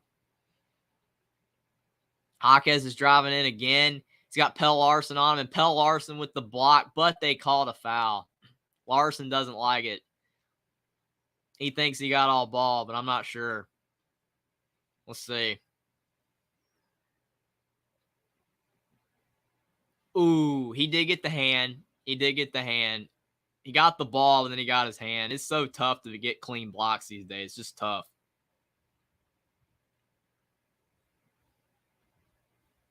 Mick Cronin don't like it, but, I mean, it is what it is on that one. I mean, he got his hand, so I can agree that was a foul. Jaquez is at the line trying to push this to a 3-score game for UCLA early in the second half.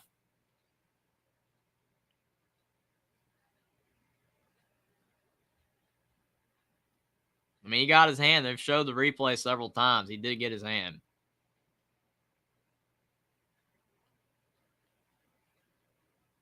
Jaquez is the second.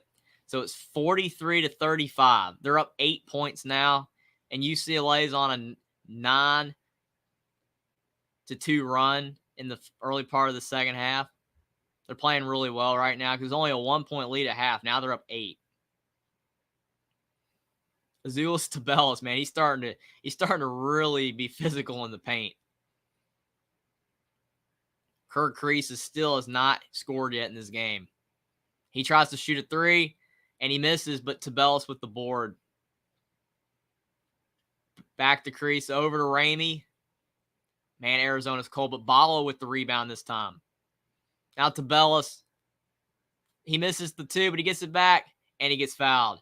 Man, you got to give Arizona credit. They're getting their offensive rebounds here. I mean, this is unbelievable. I mean, they're crashing the boards.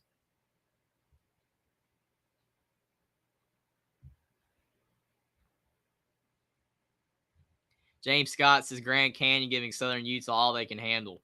So many good games. I mean, you don't even have these high-level games like, with UCLA, Arizona, and the Duke, Virginia, and Kansas, Texas. Some of those smaller games can be really good games as well. Just a shame sometimes that they're on at the same time as the bigger games, so a lot of people miss them, but there's just so many good games.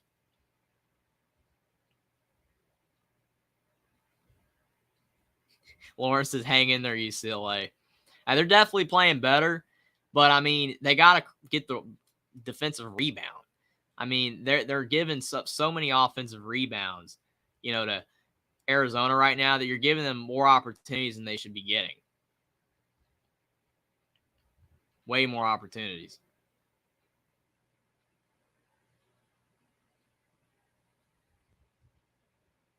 Fact 80 says Arizona got this in the bag. Had the same problem last time, but we'll come back. He's confident. You definitely think they can come back. I mean, it's possible. I mean, it's definitely possible.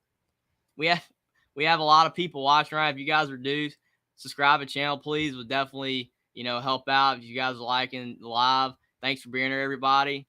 It's been a great game so far. But if you guys are new, please subscribe. Would definitely help. But thanks for being here. Just a great game. High-level basketball. UCLA starting to pull away a little bit. But I think that Arizona, if they can just get things going, can potentially get back in it. Christian Ruiz, I got a parlay on UCLA last leg. Well, hopefully it turns out well for you. There's a lot of people, man, want UCLA to win. There's now in Arizona with Fact 80 on here, but a lot of people want UCLA to win. Fact 80 says UCLA going to collapse like last time, and we'll just start shooting and get hot and win. That's possible. It's definitely possible. Christian Ruiz said, I'm a hedge with Grand Canyon and Zona plus Kings. GT says UCLA is without two of its stars, Jalen Clark, Pac-12 Defensive Player of the Year, and a Dembona, Pac-12 Freshman of the Year. They're doing really good, and they're winning. I mean, for sure. Hummus Hero says, I feel like Hawkins is a bit of Dirk Nowitzki to this game. I know he's not as tall. Definitely not as tall, but I mean, I can see that. Both very physical players. James Scott said USA just beat Great Britain in the World Baseball Classic. That was a good win for USA. GT says UCLA is the definition of toughness and grit. I agree. I mean, they have definitely a gritty team, especially with Jaime Hawkins. I think him alone makes UCLA such a gritty team because he plays so hard, and it just rubs off on the other players so well.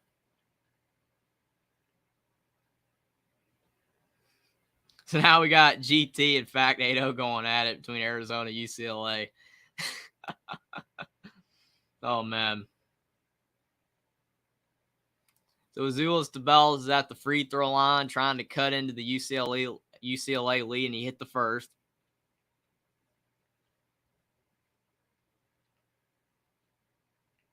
So he's cut it to 7.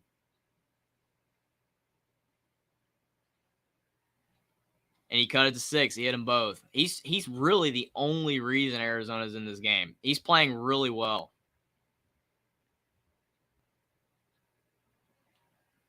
So it's 43-37 UCLA, 15-20 to go in the second half. If UCLA can keep hitting some shots, I mean, they could really pull away, but Arizona's probably going to make that difficult. Tiger Campbell with the ball, kicks it to Damari Bailey for 3, and Bailey missed. But he got his own rebound. Jaquez down there, but ends up with Arizona. Man, these teams are really scrapping right now. Umar Ball on the block. Pell Larson for three. He missed. But Tabels with another rebound. Ramey in the corner. He missed, but UCLA finally got the rebound.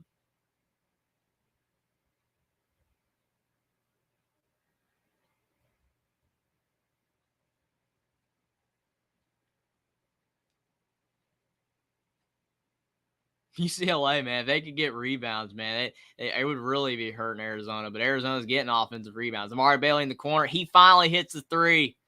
UCLA's up 9 points, 46-37. It might be starting to get away from Arizona a little bit. And Tabell's thought about shooting that three, but probably not a good time to do that.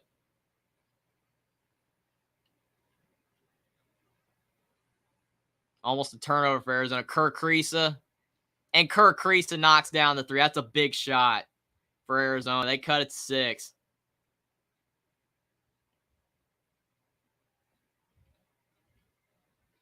So 46-40 UCLA with 13:42 left in the second half.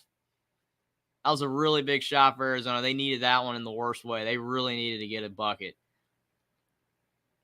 Jaime Jaquez is really passing the ball well to his teammates.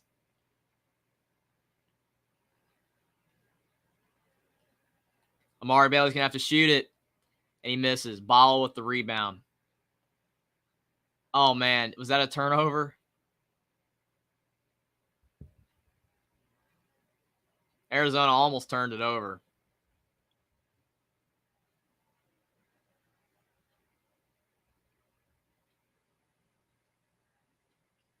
That was a deep three for Kirk Kriisa. He's a really good player. He is fantastic, but he's been so cold in this game. It hasn't done much, but maybe that will wake him up and get him going.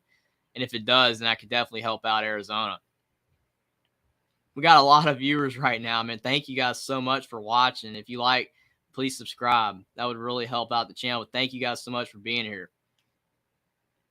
UCLA up 6, and they got Bill Walton on screen. Oh, man.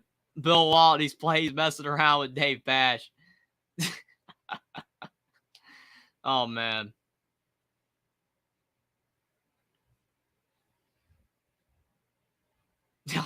Man, GT and Factato are going at it. You don't have to leave, man. If you have to leave, you have to leave. You guys are going at it in chat. Come on, guys. It's a really good game. I mean, it's a really good game. Whoever wins, I mean, it's going to be, they deserve it. The other team's playing really hard. So, I mean, if they don't win, it's not that bad. And Arizona, with a turnover, Kirk Kriisa threw it away. Lauren says, now we only lead by 6 points. Come on, UCLA, don't make me get angry. Oh, man. I think that UCLA, I mean, they're playing well, but they have, had some stretches of no offense. So, I mean, if they want to pull away from Arizona, they're going to have to start hitting some shots because Arizona can get hot from 3. Jaquez, he misses a 2. Ball with the board, and that is definitely a foul on Amari Bailey. He's calling for a jump ball, but he reached in. That's a foul.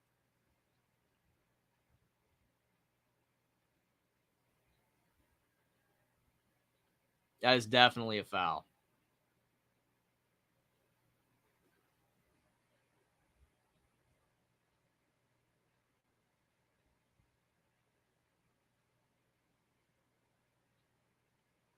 Mick Cronin sending Tiger Campbell to the bench.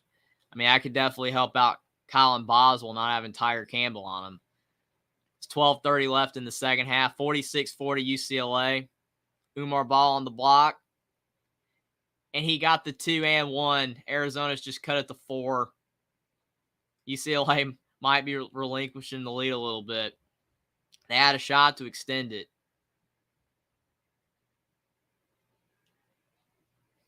GT said Tiger Campbell on words defenders. Yeah, I mean, he's not the greatest defender, but he's still, an experienced player. You want him on the floor, and I think Colin Boswell, is a player that he's been playing much better for Arizona, and not having an experience of a player on him for UCLA, during this stretch could definitely help out Boswell.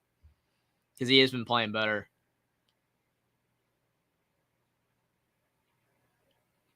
Ball at the line where he does struggle, and he missed, and it went off of UCLA.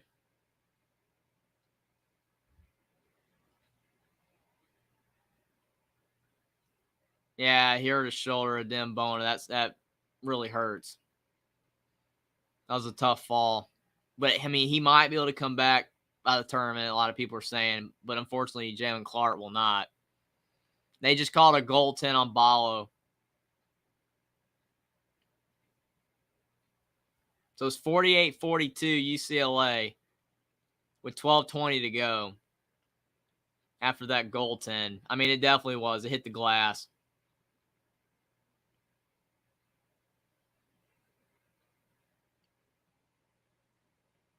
Man, that was a good pass, but he hesitated.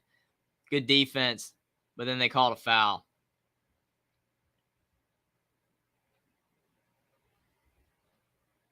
Thanks, Thomas Hero. We're up to 50 viewers. Thank you guys so much for all being here. If you're new, subscribe and like the stream. If you like the content, thanks so much for being here. Lauren says huge by UCLA. I mean, I agree. I mean, they're really starting to crack down on defense. Their offense has been kind of coming and going, but their defense has been solid. GT said these refs stink. Well, I mean, they've called 6 fouls in UCLA, 3 on Arizona. I mean, that is tough. But, I mean, to be fair, Arizona has been getting the ball down low, and it's very tough not to foul Umar Ball or Azul Stabelis. They're so physical.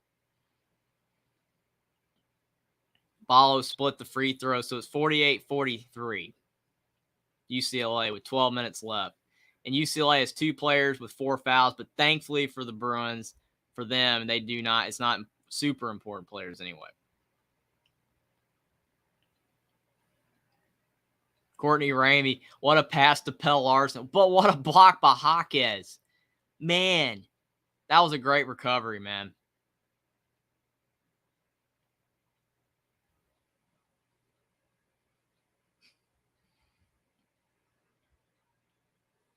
Factato says last time there were a million fouls, it should have been called. Yeah, I mean, yeah, a lot of times you watch a game, there's definitely a lot of, calls that should have been, fouls that should have been called, but it is what it is, unfortunately. That was a bad shot. I mean, I know it was the end of the shot clock. That was just a bad possession overall.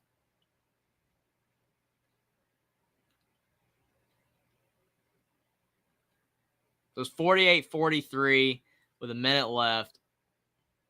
11 minutes left in the game. It's been, a great second half. UCLA looked like they were starting to pull away, but overall, I mean, they just could not get grips on the game, and Arizona's starting to creep their way back in, but it has been a high-level second half for sure.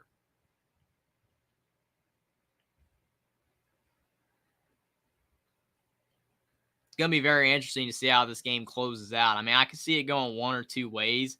If UCLA can finally, to Lauren's point, stop missing shots, then I think that UCLA could start to pull away and potentially win this game. But if they keep, letting Arizona hang around, then Arizona could hit some big shots late in the game and, find a way to win. But it all depends on, how UCLA plays. I mean, if they were on a run. They were really playing well, but they've started to cool off a little bit.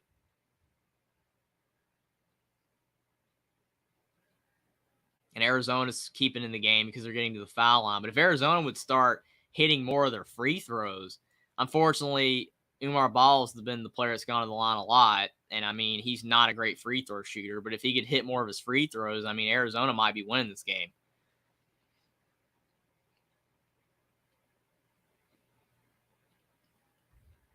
But we've definitely gotten a high-level basketball game, exactly what we've what we've wanted, as basketball fans, a close game, a high-level game.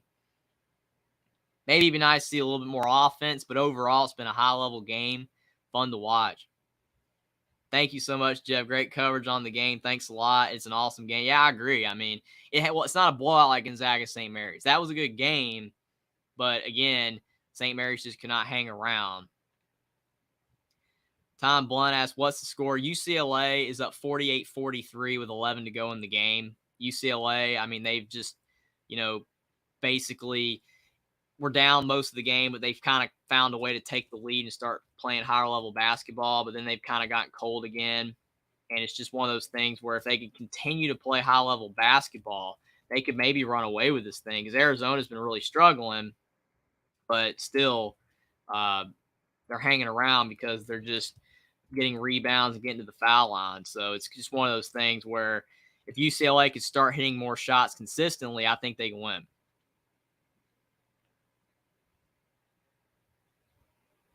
Who wins the game? I mean, the way UCLA has played at times, I think they've played better. So I think that if they continue to play the way they've played on both sides of the ball, I think they can win.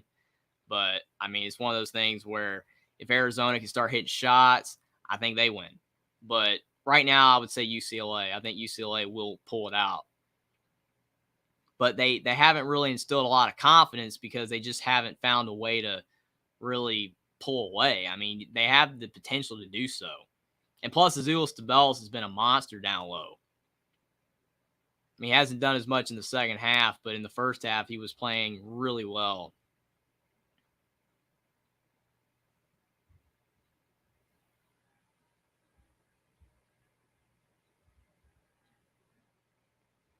It's 48-43. 11 minutes to go. Arizona with the ball. They got the ball on the block, and he got stripped. What a strip. Tiger Campbell with the ball.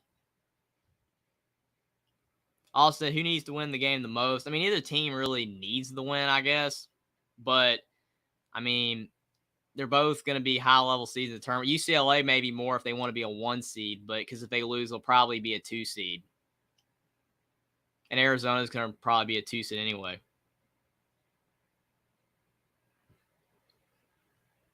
Tame Bunt said Arizona might lose to backups. Well, I mean, they're not all backups. I mean, to be fair, they're not all backups, but Hummus Hero said, of course, it's a high-level game. It's the Conference of Champions. Bill Walton told us approximately 634 times this week. Well, I mean, yeah, he's going to always defend the Conference of Champions, but at least these two teams are good. I mean, at least you can't, dog them for that. But when he's saying Washington State should make the tournament and Colorado, then that's where it just kind of gets kind of funny. Tiger Campbell misses another floater. Arizona with the potential chance to tie this game. They're down 3.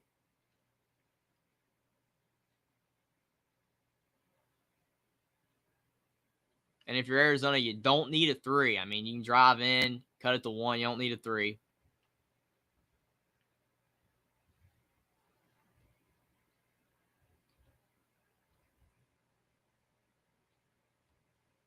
Thank you so much, everybody, for being here. We got over 60 viewers. Thanks so much. If you guys are new, subscribe, please. If you like the stream, like the stream down below. Thanks so much for being here. We got a big crowd of people tonight watching this great game. Thanks so much for being here. But, man, Mac Etienne for UCLA is already fouled out of the game. I mean, there's still 9:35 left in the game, and he's already fouled out. I mean, I granted UCLA does not have the depth, that that they would have if they were fully healthy. So that's why he had to ride him more. But still, Mick Cronin, I mean, you got a player that's fouled out with 9:35 left in the game. That's not very good. Dan Blunt said they just need to get the ball down low. I agree. Man, what a terrible free throw by Umar Ballo, but he got it. If UCLA was healthy, though, they'd be in much better shape, I think. I do agree with that statement. I mean, they are really, starting to struggle in the second half of this game, especially at the center position without a Dim Bona. And Umar Ballo, he's just taken over on the glass. And he did hit both of his free throws this time.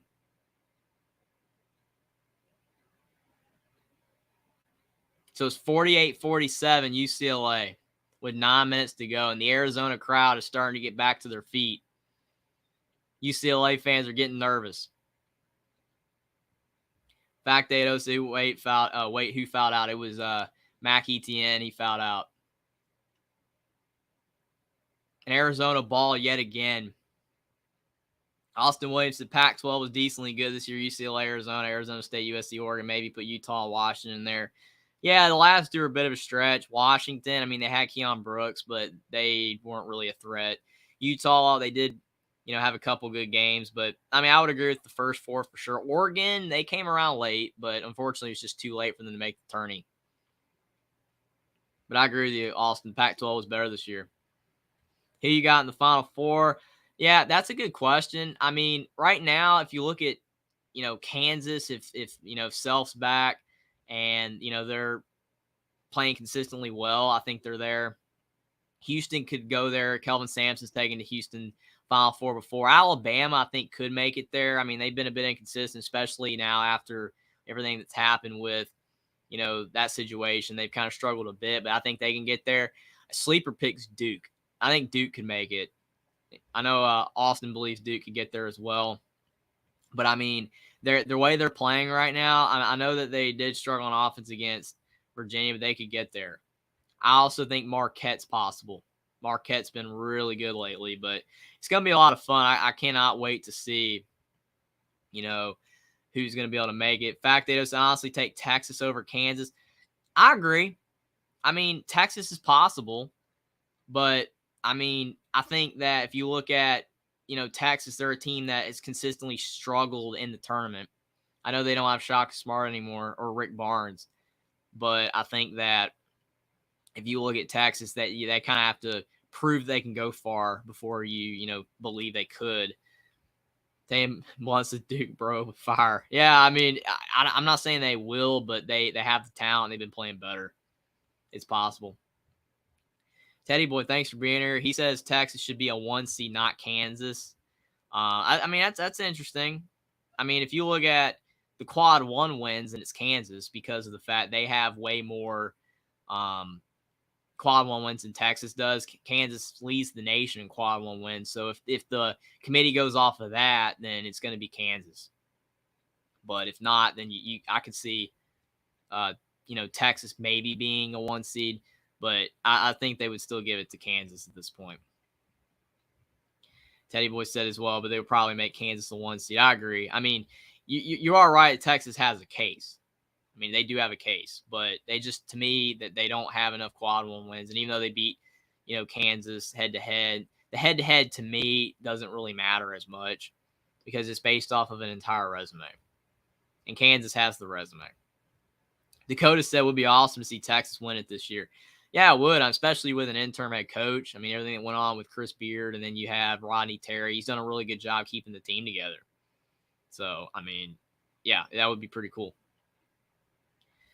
Teddy Boy says he thinks Texas is my pick to win it all this year, and he says that I'm a Duke fan. Austin says Duke may make it to the Final Four this year. Austin's a big believer in Duke. I mean, again, they have been playing much better as of late. Tam Blunt says crazy Kansas loses a game to still be high seeded. Well, I mean, using that logic, I mean, yes, that you could make an argument that they're overseeded because they've lost all the games that they have. And, maybe that they shouldn't be as high of a seed, but the quad 1 wins do matter. And Kansas is a brand. I mean, it's one of those things like they're probably going to have them as high as they do. Fact Dado says Tennessee, Gonzaga, and Baylor are overrated. I mean, I can see that. Tennessee for sure because of the fact that they consistently underperform. Baylor has won a national championship in the last 2 years, so I think that, it's a little bit different with them. And Gonzaga went to the championship game. They've been consistently good, but Tennessee for sure, just because they have struggled so mightily to advance in the tournament. Hummus Hero said might be the best Marquette team since the Dwayne Wade days, and Tom Crean was the head coach of that basketball team. A lot of people don't remember that. Oh, man, Arizona for 3. They just took the lead. Lauren is not happy, and I don't blame her. What are we doing? We were literally letting Arizona back in the game. UCLA's missed their last 7 field goals. Tigers going to have to settle it down. You're going to have to start taking good shots. I would drive it in. I mean, Arizona's doing that. Amari Bailey driving it in, and he hit a tough 2. Tie game. 50-50. 8:30 to go in the second. Amari Bailey with 15. He's playing really well, especially since Jaquez has struggled.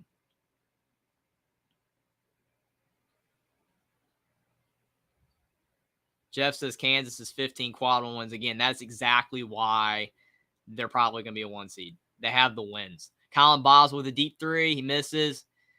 That probably could have been an over and back on Pell Larson. He was definitely over the back there. Tiger driving it. And he misses, but he got fouled. Lauren says, I can't believe this. It's like the biggest meltdown in history. Now, they only were up like 5 or 6 points. Not like they were up that big. But, I definitely see the frustration. They could have started pulling away.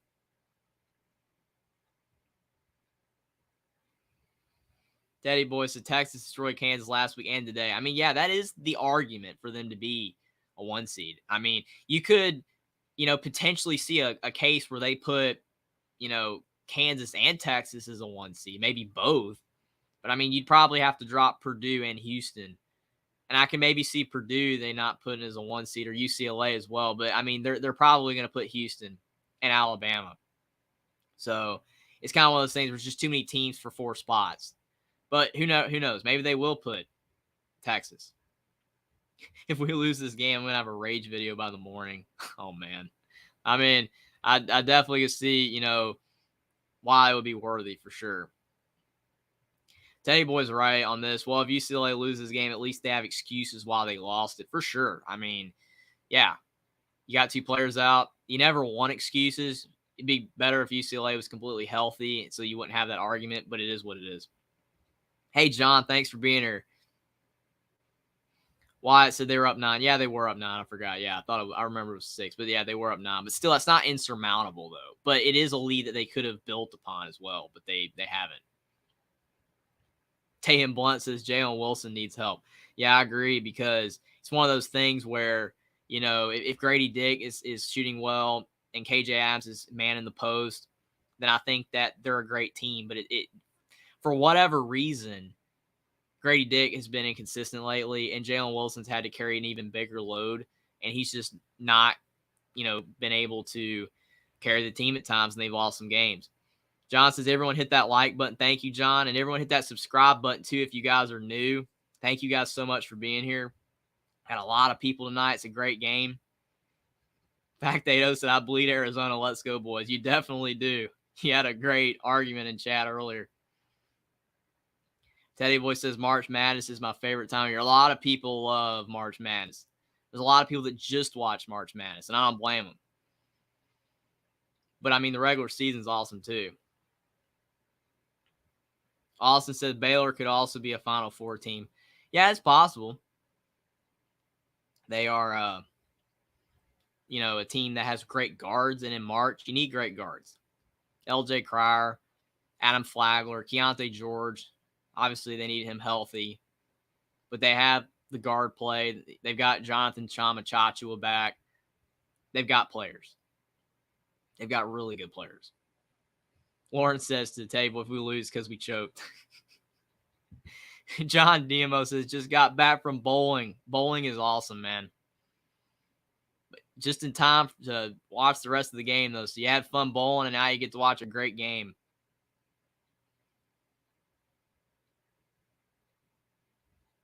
Jeff said, what was your score?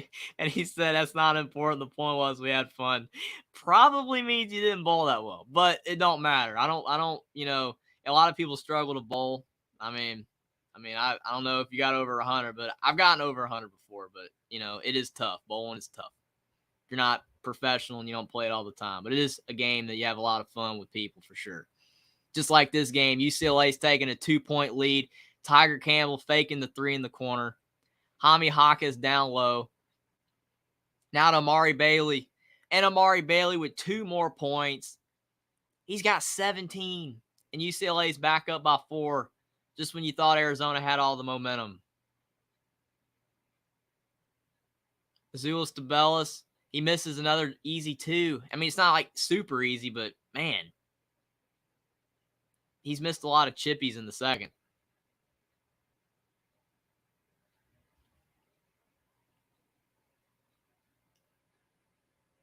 Amari Bailey lost it, but he got it back. Hami Hawkins in the corner. And Mick Cronin's going crazy on the sideline. And it's off of Arizona. 54-50 with 6:54 in the game. John says it's been 4 years laughing on before that high school prom. Yeah, that's been a while. So not much of a regular bowler. I don't think a lot of people play, bowling regularly, but it is something fun to do every now and then. Jaquez misses a 2. Tabellis with the board. What a behind-the-back dribble by Tabellis.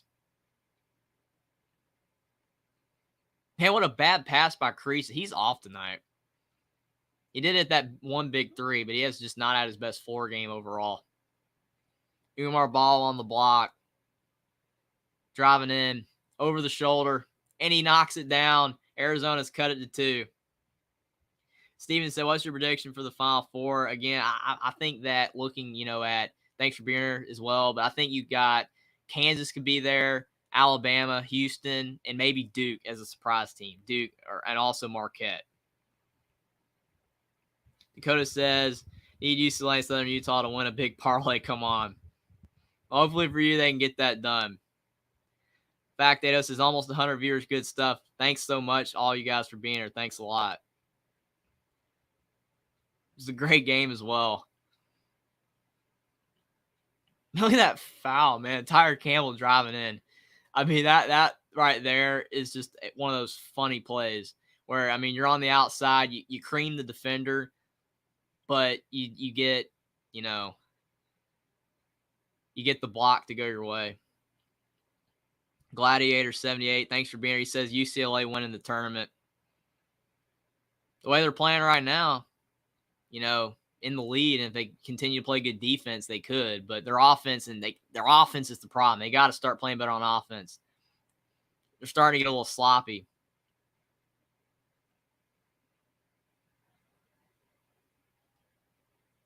So it's 54-52 UCLA with 5:30 left in the second half. It's starting to get into crunch time. Pell Larson fakes the 3. Over to Creasa. Creasa for 3. Arizona takes the lead by 1. 55-54. When you need a big shot, Creasa's there for Arizona. He's hit 2 big ones. Man, what a big shot. He has not had his best game, but man, that was a big shot. And Tiger got fouled by Crease. That's his 4th. That's his 4th foul, and he's waving to the sideline. I'm good, but man, he's got 4 fouls. He's got to be careful. Teddy Boy says, what if Bama loses tomorrow to the Aggies? That's a good question. I don't know if you're pertaining to whether they're going to be a 1 seed or not if they lose. I think it's still possible. James Scott says that A&M is a basketball school. Yeah, just like Alabama's now a basketball school as well. Tyler Campbell driving with the hook shot, 56-55 UCLA. We got a back and forth game here in the Pac-12 championship. What more could you ask for? This is a great game. Courtney Ramey with the ball. Kirk Creasa down to Umar Ball on the block. And there's a foul. I think that fouls him out too for UCLA. So now they got 2 players that have fouled out. Fact Dato said, yes, sir, bro. We got to be loyal to the end. Watch this. We're going to win. Jeff says, wow, what a game. Same as Teddy Boy as well. Thanks for being here, Mr. Timeout. He says, what seed will UCLA be with a loss? Probably a 2, especially if Purdue wins. Austin said, this is how we find out who wants it more. I agree, man. This is one of those things where it's it's going to go down the wire. Both these teams playing at a high level. The defense is there. The offense, a little sloppy at times, but it's going to come down to who wants it more for sure. Whoever it could be who gets the ball last. Umar Ball at the line where he has struggled a little bit. He's 3 of 5 tonight. And he did hit the first on a 1-and-1. That's huge. Teddy Boy says, I knew this game was going to be awesome. That's why I stayed up late. Yeah, these are the type games where you got to stay up late for sure. Gladiator 78 says, give UCLA the number 1 seed no matter what happens tonight or even if Clark is done for the tournament. Yeah, I can see that. They only have 5 losses, but, it's so tough. You got to compete with all those other teams' resumes, and the Pac-12 is a weaker conference, so UCLA doesn't have the quad 1 win some of these other teams have. But still, Thanks for being here, Shan Baltazar. Score, it's 56-all. UCLA is tied. Arizona's tied with UCLA. UCLA was up by a bit, but Arizona has completely tied the game up with 4 to go. Courtney Ramey with the ball, now to Boswell. Oh, man, they could have called a foul on Jaquez there. DeBellis is trying to draw a foul on Jaquez. They didn't call it, though. Pell Larson driving in, and he got stopped by the rim and Jaquez. What a defensive play. Amari Bailey in attack mode. He's had a really good game for UCLA. He has 17.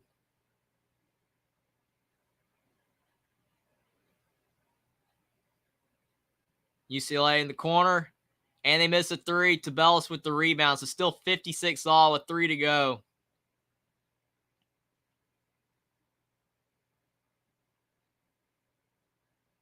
And a strip down low. UCLA with the ball again. Man, this game is going down to the wire. Both defenses are stepping up. Tommy Lloyd is so upset over there. 3 minutes to go in the game, 56-all. Amari Bailey fakes the 3. He drives in for the short 2, and he knocks it down. UCLA up 2. 58-56, 2:45 to go.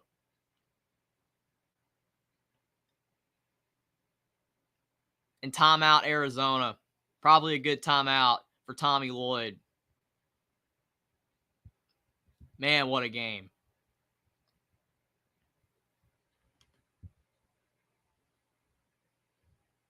For all you guys here as well, there's my Twitter. Just dropped it in the chat.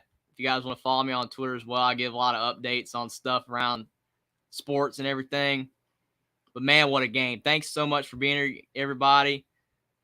Made the stream so much better with all you guys here. If you guys are new, subscribe, like the stream. But man, it's been a great game, and you guys have made it so much better. Mr. Timeout says, do you think Kentucky will be a 7 seed? I mean, it's possible. I think they could have been a 6 if they hadn't lost to Vandy. But since they lost to Vanderbilt, especially both times, they'll probably be a 7. I agree with that. Maybe they can drop to an 8, but probably a 7. I think a 7 seed is, it makes sense.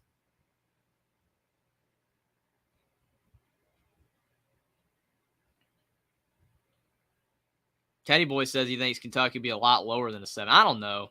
I mean, it's possible they could be lower than a 7, but there's a lot of weak resumes this year. Just a lot of teams really struggle. But I do think that, overall, if you're looking at both these teams, not both these teams here are going to be real high. But if you look at a team like Kentucky, I mean, they have some quality wins. They started to play better down the stretch. And even though they did lose to Vanderbilt twice, Vanderbilt is a solid team. They've been playing better as of late. I think Kentucky has the potential to be a 7 or 6 seed. Probably 7 now, but still. But both these teams are going to probably be a 1 or a 2 seed, and it's well-deserved. Gladiator 78 says UCLA fight. He definitely wants UCLA to come over the top. A lot of people want UCLA to win in chat. Seems to be more UCLA, people in chat for sure, but I'm sure there's a lot of people want Arizona to win. Lauren says, I hope I'm wrong, but we're likely having an early exit of the tournament. Hopefully it's not a 16th seed like Virginia. Yeah, I mean, I don't know. I think if UCLA is a 1 seed, I do think that, they'll go further, I think. But Lauren said, hopefully we don't end up like Ohio State losing Oral Roberts if we get a second. So, yeah, you definitely don't want either, though. We just got 100 viewers. Thanks so much to everybody for being here. Subscribe to the channel if you guys are new. Thanks so much for being here. Mr. Timeout says, can you do super chats, please? Unfortunately, you got to have 1,000 subs for that. I'm only at 400, so I cannot have super chats. But hopefully, with all you guys, maybe eventually. Thank you guys so much for being here. Fact Ado says, definitely, I'm an Arizona fan. See, he's here. Isaac said, down here, I'm in LA, root for UCLA to pull through. So many people want UCLA to win. There's so many UCLA fans. Hummus Hero said, chat just hit 100 viewers. Like and subscribe for more great content. Everyone, thank you so much, Hummus Hero. Lauren says, will you stream more UCLA games? Probably if you're in the tournament. I'm definitely planning on doing some more live streams. on basketball games. Probably do several tournament games. So I'll definitely probably do more UCLA. Teddy Boy said, spread the word, folks. Thank you guys so much. Thank you. Mr. Gary said, hoping UCLA wins. Arizona losing will help the Zags potentially move up to the 2 line. Lauren says it was an honor to tune into the live stream event. I'm glad I could be my channel could be a place for you to vent for sure, man. Thank you so much for being here. I mean, UCLA, they're a really good team, but they probably should be doing a little bit better. UCLA is only up 1 point, 58-57 with 2:20 to go. And Tiger Campbell, the experienced veteran point guard with the basketball. There's not many other players you'd rather have with the ball in his hands late. Amari Bailey's had a really good game as well. Tiger driving. Amari Bailey thought about the 3. Amari Bailey drives in. He kicks to the top of the key and an air ball 3.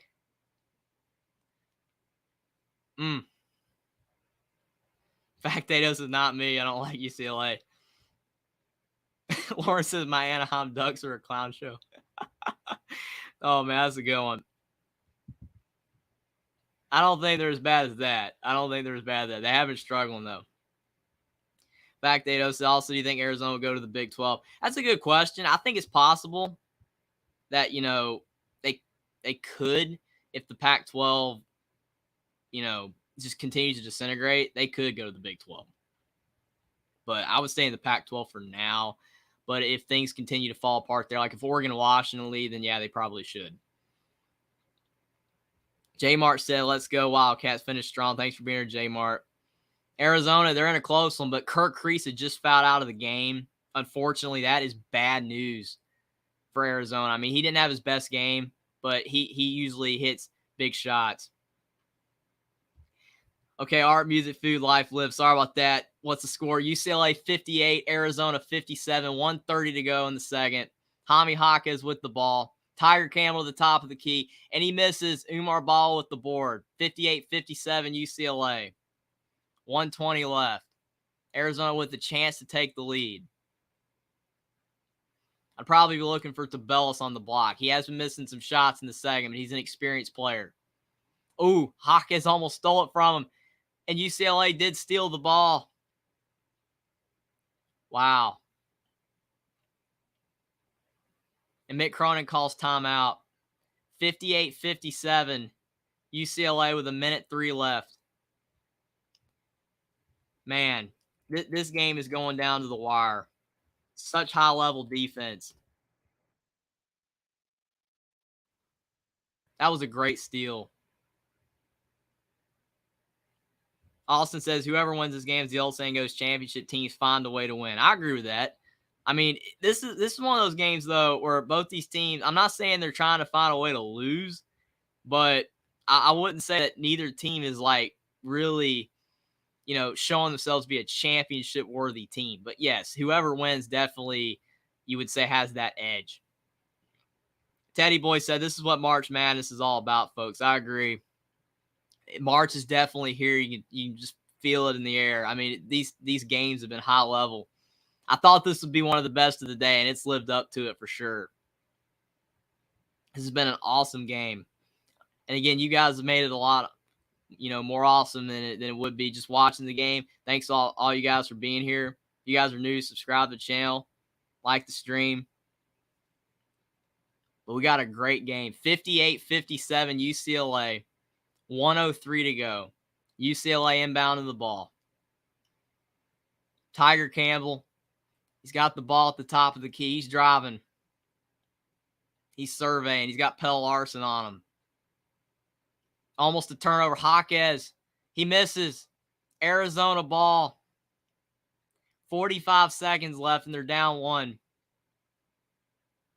Man, Colin Boswell at the top of the key with Tiger Campbell on him.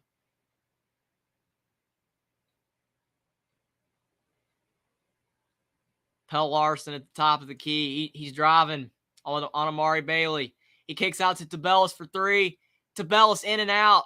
Arizona tipping it back out to Tabellis. 20 seconds left. Ramey for 3. He got it. Courtney Ramey hit a 3. 60-58 Arizona. 16 seconds left. Oh, man. This game is going down to the wire. This game's fantastic. The Arizona fans are going crazy.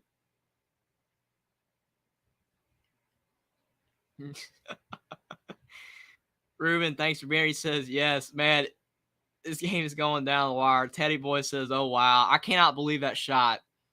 Tabellis misses a three. It went in and out.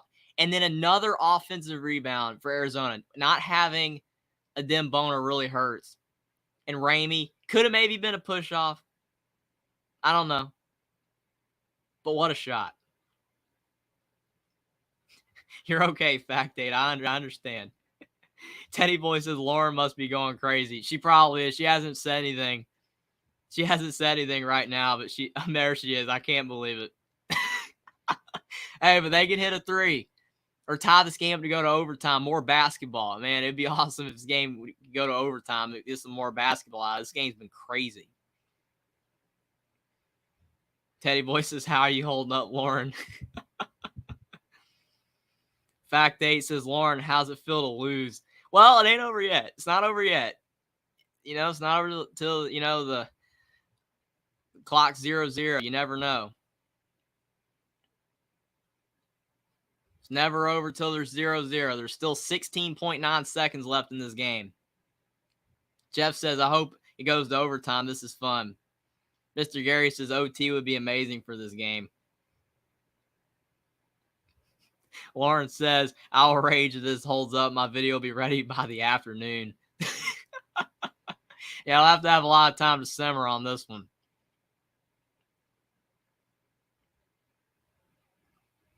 (60-58) Arizona over UCLA with 16.9 seconds. Never over till there's 0 seconds left on the clock.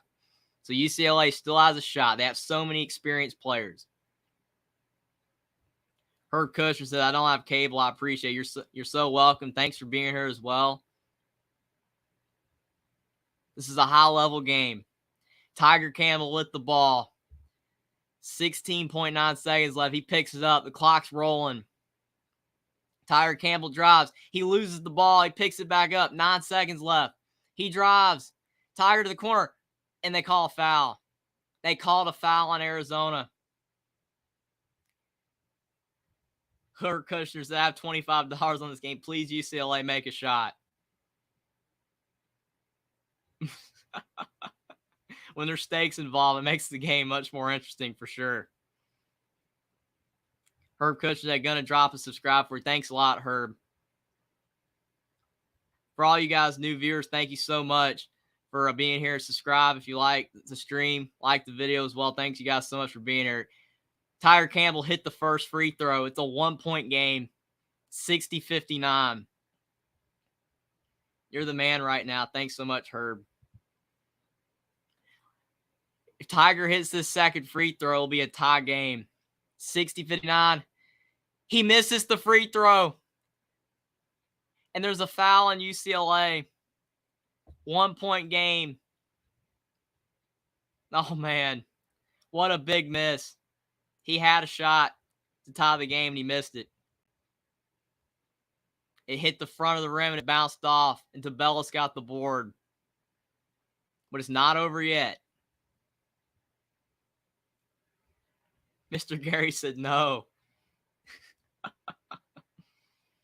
Oh, man. Tiger's so upset, man. He should have hit that one. Lauren's like, how do you miss that free throw?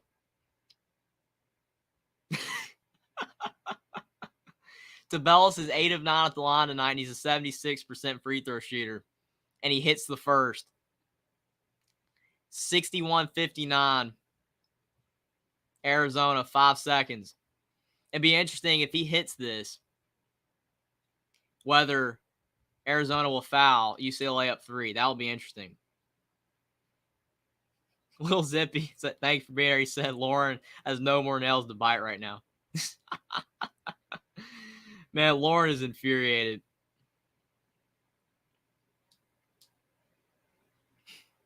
Bill Walton's like, man, I can't believe a former team's losing right now. Austin said, you have to make your free throws. Again, as Michael Jordan would say, you have to make your free throws.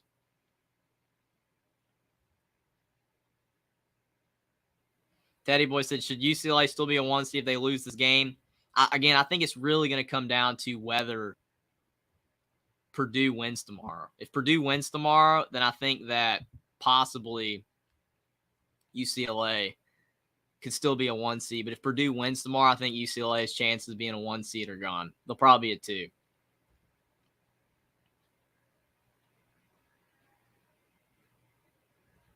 Steven Navarro says, I'm going to win money. So he's got money on Arizona. It's definitely been a mixed bag. A lot of people have been on UCLA. There's been some more Arizona people coming as of late. Lil Zippy said, Rutgers fan, don't really care about this game. Just tuning in, Lauren. Well, Rutgers has definitely been a team that's gotten a lot better. Steve Peichel done a great job with the Scarlet Knights. Definitely not at the level that Arizona and UCLA are at, but he can get them there, I think. 61-59, Arizona, with 5.8 seconds left. And Azuolas Tubelis has another free throw. He's 9 of 10 at the line this game. Inside the Pylons is back. 2-0 Jeffrey. Sea Dragons 15 silver bronze, brother. That's awesome, man.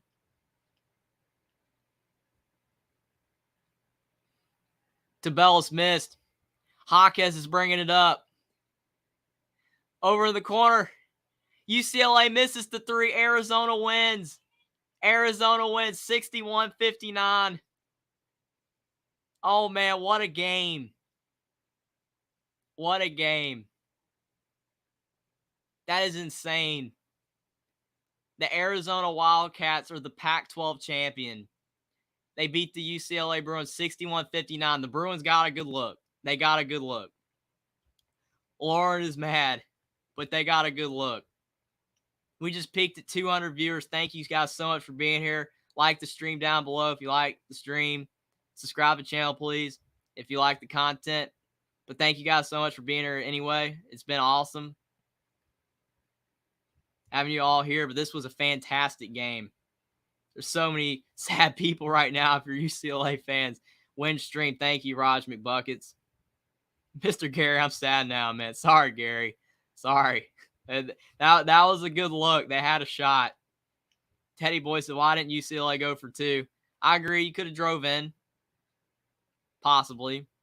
But, you know, that split-second decision, like Austin said, he had a good look at the shot. Inside the Pylon says, does Arizona make a run in the tournament? They could. Jeff says, what a fun game, for sure. Steven Navarro says, good game. Arizona paid my rent. Well, lucky for you, they definitely pulled it out.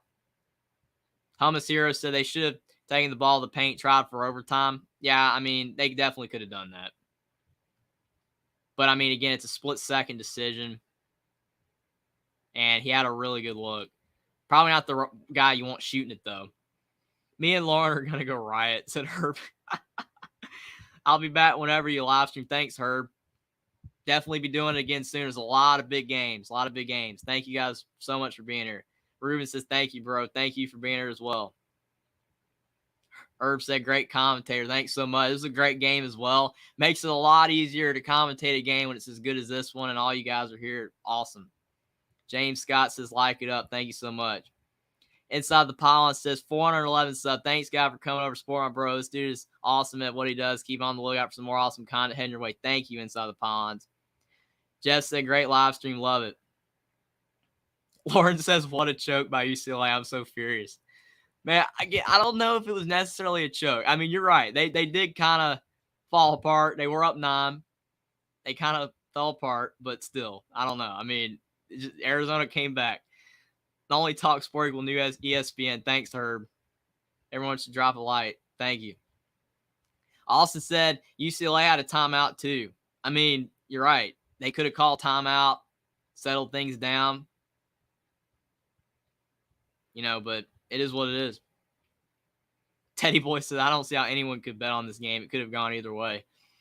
Yeah, it's probably better to bet on a game that you have a better chance of knowing who has a really good chance to win. This was one of those games that could have gone either way. Dakota said, shot through the heart. Lawrence says, every single UCLA fan at the game deserves a refund. Well, I mean, if you're looking at it from the perspective they lost, then for sure, but at least they got to watch a high-level game. It just, unfortunately, team didn't win. It's just made $40 going to smoke a cigarette. Hummus Hero says it was a great game. Awesome stream, Jared, everyone in chat. Thanks for being here, Hummus Hero. I subscribe to the channel. Thanks, Lauren, a lot. Steven Navarro says subscribe. Thank you guys so much. Lauren says early exit coming for UCLA. I mean, you're right. It is possible that they could lose early, considering the fact that they have two guys hurt. It is possible. I mean, UCLA is still a really good team. I just think if you look at the two guys that are injured, especially if Adem Bona, if he comes back and he's not 100% healthy, or if he doesn't return, then UCLA could lose early. And it is really unfortunate because they are a good team. But it is one of those things where you have to be healthy. There's so many other teams that you're going to play that are healthy. You're not healthy, and it is what it is. Dan Jones said UCLA was playing on a mix. Or maybe that was just Bill Walton. I don't know. I mean, maybe, the second hand, it could have happened. Fact 8 says a win stream, and I call it. Thanks, Fact 8. Man, that was fantastic. That game was fantastic. Stinks for all the UCLA fans for sure. It really does, but what a game. You really can't ask for anything more for sure. But like to Lauren's point again, if UCLA, their health isn't there, then it is really possible that they could lose early, especially if they get matched up with a really solid team early on. If they can get by the first game and they're playing a really good, if they're a 2 seed, 7 or 10 seed, I could definitely see them going down. Austin says, now how will UCLA respond to this loss? Then you know what kind of team they are. Yeah, you're right, Austin. If they can respond from this, start playing at a high level again, then, I mean, it will show that they're a great team. But the injuries to their players are key. It is definitely going to impact them because they, don't look like as good of a team overall. Their offense is not as potent, and they just, their defense was still really good, but they're going to need more offense if they're going to go far, and it is what it is. Dakota said, good stream, bro. Keep doing your thing. Thanks for being here, Dakota. We'll definitely keep doing that, especially with your guys' awesome support. Lauren said, we'll see you soon. I'm so furious. Man, I hate it for you, Lauren. That was a tough loss. Teddy Boy said, I can feel Lauren's anger. I think a lot of people can. What a game. Fact 8 rubbing it in, Lauren, how that loss taste. Well, I mean, as you're an Arizona fan, I mean, that was a huge win for sure. Steven Navarro's a good game. Nothing drastically bad on UCLA. I mean, again, they played really solid defense. Their offense kind of fell asleep for a large part of that second half. I mean, that was really the only difference because they played great defense. I think all those missed shots they had early in the game, though, if they could have built up a lead, they could have won this game, but they did miss a lot of bunnies. James Scott says, fun now. Got to get to bed. Take care until next time. Thanks for being here, James Scott. Steven Navarro said, I want money. Anyone need a loan? Man, there's a lot of people that won or lost money tonight. At least this game was close, unlike Texas-Kansas. Texas-Kansas was definitely a letdown. I thought that game was going to be really close. I mean, yeah, again, Kansas without Bill Self, but still, I mean, they really struggle. Big Bumbo said, thanks for being here. He said Pac-12 refs are the worst in football and basketball. Well, I think really, refs, you can say, struggle in every conference, especially, they sometimes the calls don't go your way. They, just some games are just uneven. It happens in every conference. I mean, the Pac-12, you can make an argument. The Big Ten struggles, the SEC. Refs are human beings. They're going to make mistakes. They try sometimes, but it is what it is. Fact 8 says trash UCLA team. Well, I mean, hey, you beat the team by 2 points. You got the win. That was a good win.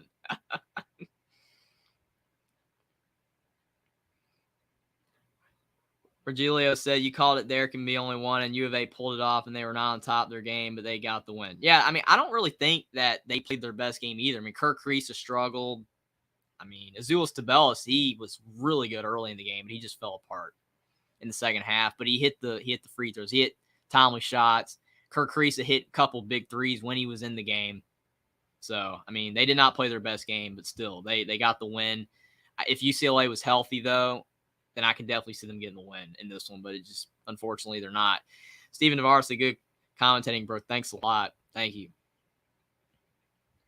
Teddy Boy said, who's your team? I mean, I try to be, one of those guys that just like watching, sports. But I mean, I'm from North Carolina, so I like North Carolina. And I'm, also an Indiana fan. So I like those two teams a lot. Alabama as well. Those are kind of my three favorite teams, but probably North Carolina, Indiana the most. But I like Alabama too. But I like a lot of teams. I'm just a guy that loves sports, love watching teams, like this game for sure. Steven said, I thank you for this, bro. I don't have cable. You came in clutch, play-by-play. Thank you for being here. I'm glad I could definitely provide that for you. I had a lot of fun, and having you and all the other people that were in chat tonight made it so much better. Thank you guys so much. Pack Date says, where GT talking all that, want to know how he feels after that loss. Well, yeah, some people disappear after, a loss because they just don't want to have to, go through, everything that has to do with, when you're going through an argument with somebody and then you lose, you can't really back yourself up. So I don't blame them. I mean, yeah, it's kind of why it's like if I'm, watching a game with somebody or whatever, and the team I'm wanting to win loses, I don't usually like go for the trash talk. I'm just like, oh man, good game, the team lost. But it's like some people going hot with the trash talk and then you lose, and it's like, nope, I'm not engaging in that. But there were so many great games on today. I mean, you had the NBA game with Milwaukee and Golden State. That was a great game. And you had so many good games on in college basketball. Just overall, just so many great games. Steve Navarre, if you're asking if I have an Instagram, I do not have an Instagram right now, but I do have Twitter. I'll drop it in the chat again if you want to follow me on Twitter. But yeah, I don't have Instagram right now. I don't know if I will or not. But Fact 8 says, bro, I love trash talk. Yeah, I can definitely tell. you're having a lot of fun. Regilla said, I won money. A lot of people did. Dakota says, I'm still on here laughing. I got to face your loss. I mean, again, it wasn't a bad loss per se. I mean, it was a really good game. I'm just unfortunate that, that for UCLA fans, they fell short. But, I mean, it was a really high-level game, nothing to be ashamed of. And, I mean, you got the argument of the injured players as well to kind of not make excuses for, but it's a legitimate thing that you can point out. Fact Ace says, Taylor, it's just so much fun to trash talk. I love annoying people. Well, I mean, some people, have a lot of fun doing that. There's a lot of, chats on YouTube and, other places where people just do that all day long. I mean, it's, it makes the day go by and have a lot of fun, especially when the team you're wanting to win wins, and it's just very sweet. But I'm probably about to wrap up. Thanks everybody for being here. Anybody that's still here that's new, subscribe to the channel if you're new. If you like the stream, like stream down below. Thank you so much for being here, everybody. Steven says, Steak says, this is all y'all want money. I'm going to try to give some away. Send me your handle. Yeah, I can, give me 1 second. Actually, if you want to give me a little bit of money, if you want to, if you go to my description on YouTube, I have my Cash App link or whatever in there. Let me try to find it. Thanks a lot, man. Right here.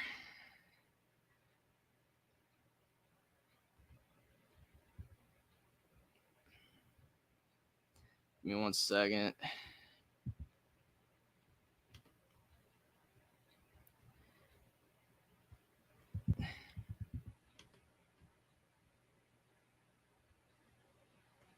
That's in the description right there is my Cash App right there. It probably isn't a link, but it's in the description of my it's in the description of my YouTube channel. So if you go to my YouTube channel, you see the description, it's in there. But you don't have to do that, but if you do, thanks, man. Fact 8 says, do you stream every game? Not every game. I mean, I've just actually started getting this recently. It's been a lot of fun too. But yeah, I don't done every game, but I mean, I might do maybe a game tomorrow. I'm not 100% sure. Teddy Boy said, are you going to be on tomorrow for the Bama game? Maybe. I can maybe do that. I'm either going to do that game or probably the Big Ten Championship game, possibly, for sure. One of the two. But yeah. Fact 8 says, I have a good night. I'll be back next time. Thanks, man. I'll probably do one of the games tomorrow for sure. Steven Navarro said, NBA. I might do some NBA as well, especially when it gets like closer to the playoffs.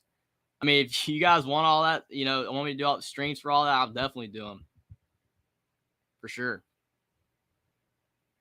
EF Watts, did you ever do NBA? I've done some NBA content. I've never done an NBA stream before, but I'll probably do some of those in the future for sure.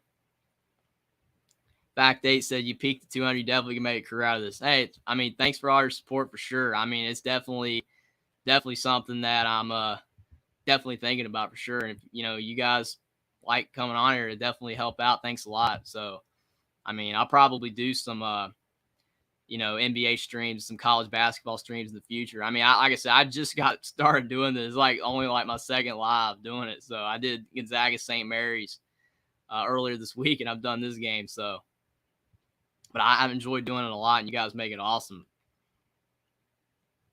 Fact 8, so you stream March Madness at least. Yeah, I'll probably definitely do some more March Madness. There's just so many more March Madness games I can do, and I'll probably do one tomorrow. I mean, there was so many there's so many great games you can do. I mean, I could have done some earlier. It's just unfortunately just don't have a lot of time. But I was able to do this game tonight, and you guys were awesome. Thanks everybody for being here. Virgilio said, "Great game, thank you so much for being here as well. The game was awesome. You guys were awesome. If there's anybody new still, subscribe to the channel. It really helps out. Like the stream. Thank you guys so much. But man, this was a high level game. Knockout drops at Bear Down, Arizona. It's a great win for the Wildcats. Bijan Norstad and Mick Cronin looks like a discount Bill Burr. Oh, man. Yeah, Mick Cronin, he's done a really good job at UCLA. I mean, he's done a really good job. I mean, they didn't win tonight, but it was a really good win. Fact Day, so good night, boys, and bleed red. Bear Down, boys. You got a good win, Fact Day. Thanks for being here.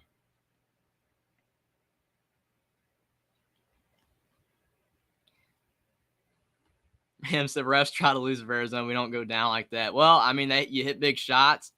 Zulis Tabelis hit, big free throws. The offensive rebounding was key, too. The offensive rebounding for Arizona was the huge reason why they won. And part of it was because UCLA did not have as much front court presence without Adem Bona. But, yeah, I mean, Arizona, if they continue to rebound at a high level in the tournament, they will be a tough team to beat. And if they're making shots. They did not make their shots too much in this game, but they hit enough. Timely buckets.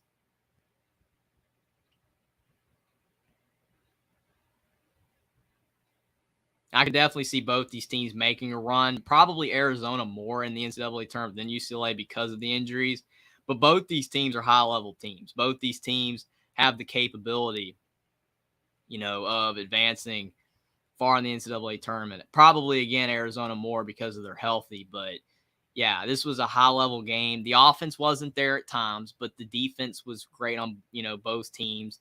And if you want to win games, in March, you have to have defense. As much as offense is awesome and you want to, be able to put up 90 points and win with 15 threes, you have to have defense as well. That's why so many teams struggle in the tournament. Steven Navarro said, Cash App sent me. I love basketball. Thank you so much. That helps out a lot. Thank you so much. Just you being here was awesome, and, it was great enough, but thanks for sending that. Had a lot of fun tonight. Yeah, this game was great. I can't wait to do more streams in the future. It's going to be awesome. And with you guys, all your support's been awesome.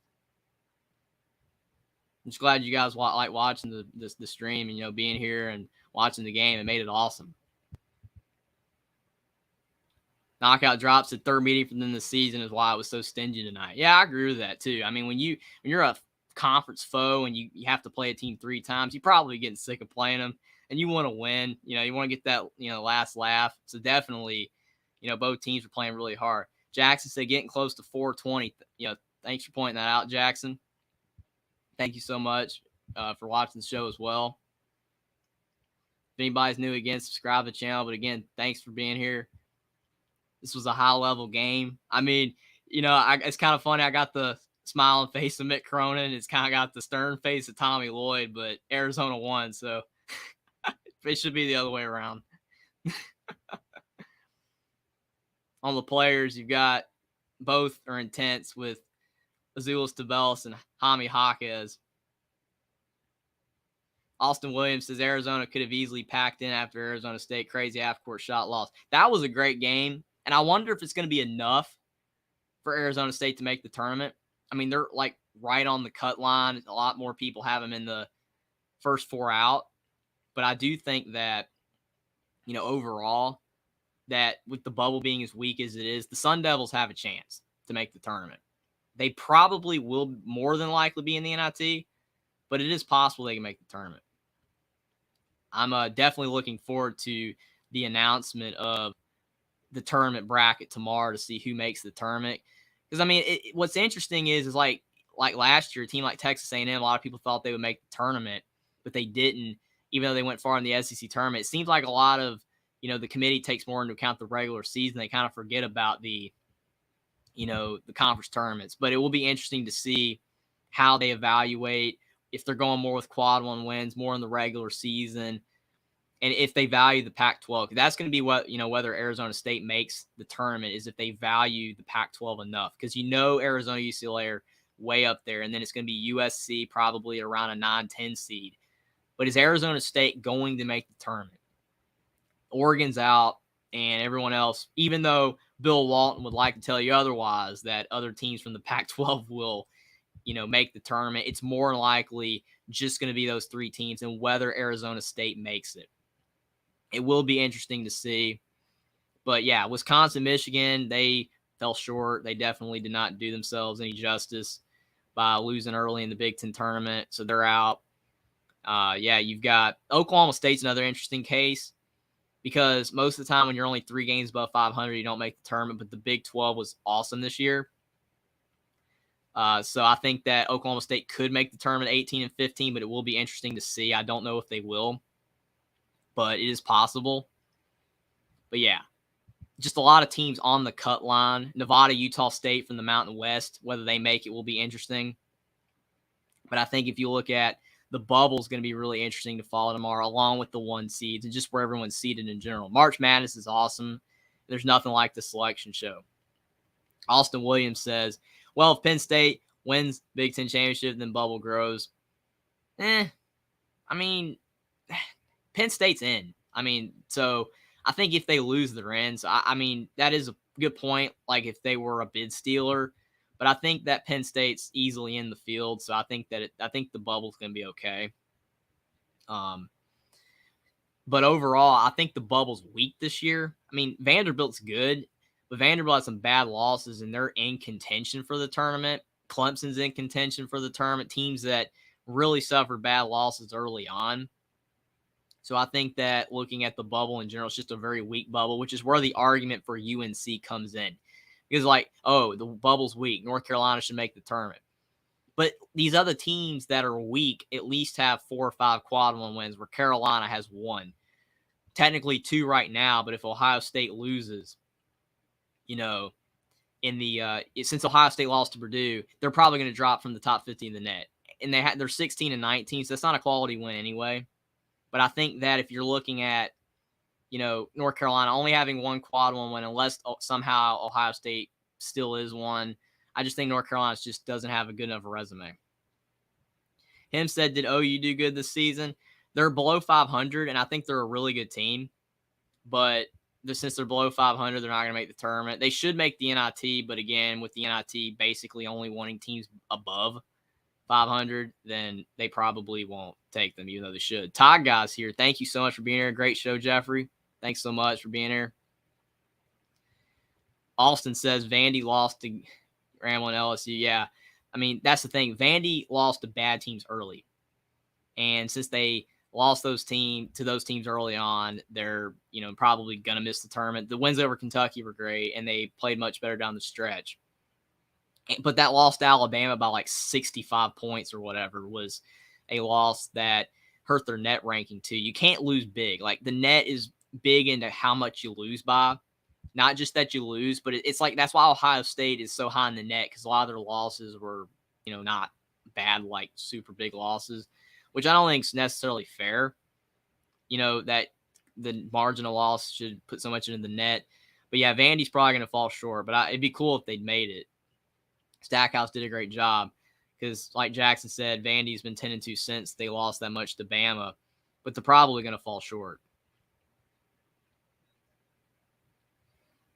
Zane Flores, thanks for being here. He says, who's your opinion to win it all this year? I mean, that's a tough question. I mean, I would say Kansas to repeat, but I mean, the Texas loss was not good, and they've had moments of being inconsistent. I think Alabama's really talented, but I mean, what's happened with, their program this year, and they've been a little shaky since. I don't know. I mean, they're a little iffy. But yeah, you're looking at, who to win it all. I mean, it could probably be 10 teams I could see could win it. But I mean, you would probably say that you have a really good chance with Kansas to win it again, or Alabama. I mean, that's tough. That's really tough. I mean, I could see, a team like Duke going really far. I don't know if they can go all the way, but I think they could go really far because of the fact they're starting to get things together. They're playing much better basketball. They're getting healthy at the right time. The freshmen are starting to play better. But I don't know if they're built to go all the way. I don't think their guard play is good enough. Baylor has great guards, but it's just a little inconsistent.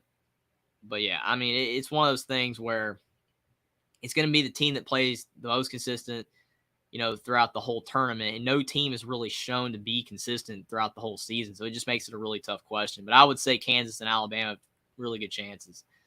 But I don't trust either team. Steven Navarro, he says Arizona time. Put money on them if you like money. For sure. A lot of people won money tonight on Arizona. Arizona did really good for all you guys.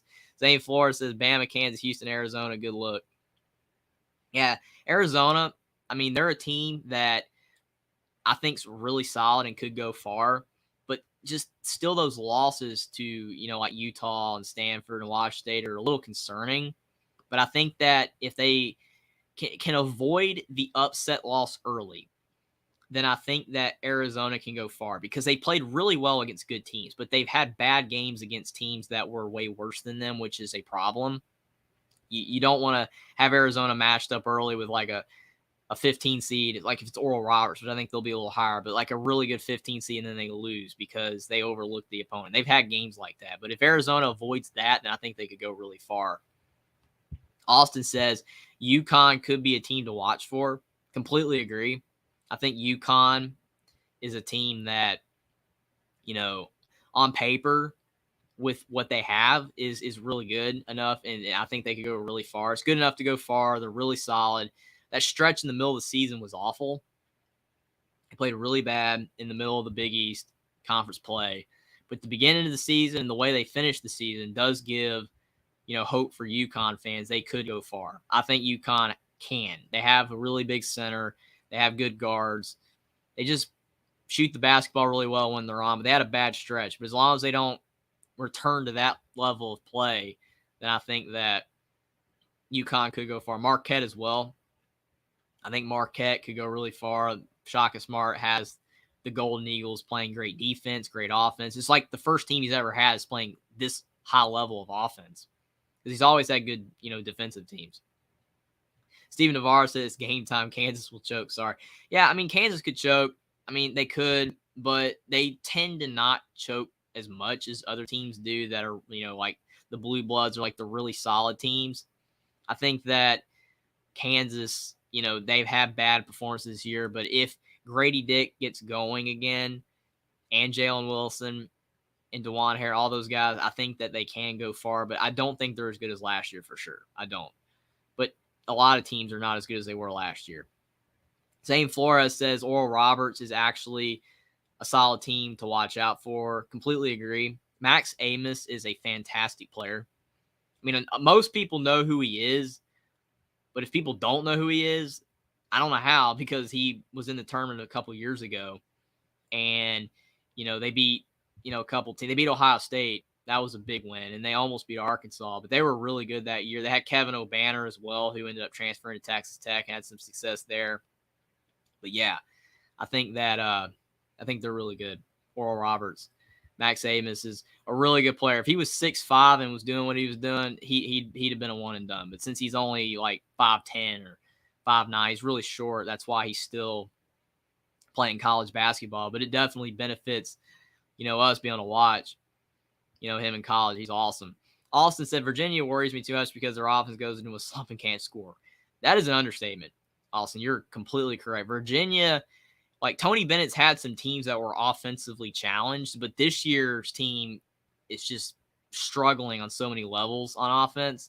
I mean, they have times where they just can't score at all. I mean, they'll go like 8 minutes without scoring or scoring 2 points, which is not ideal if you want to be a team that goes far. I mean, they're a good team on defense, which is a staple of Tony Bennett. And like I said earlier, defenses are a big reason that you win championships. Defenses are a big reason you go far in tournaments.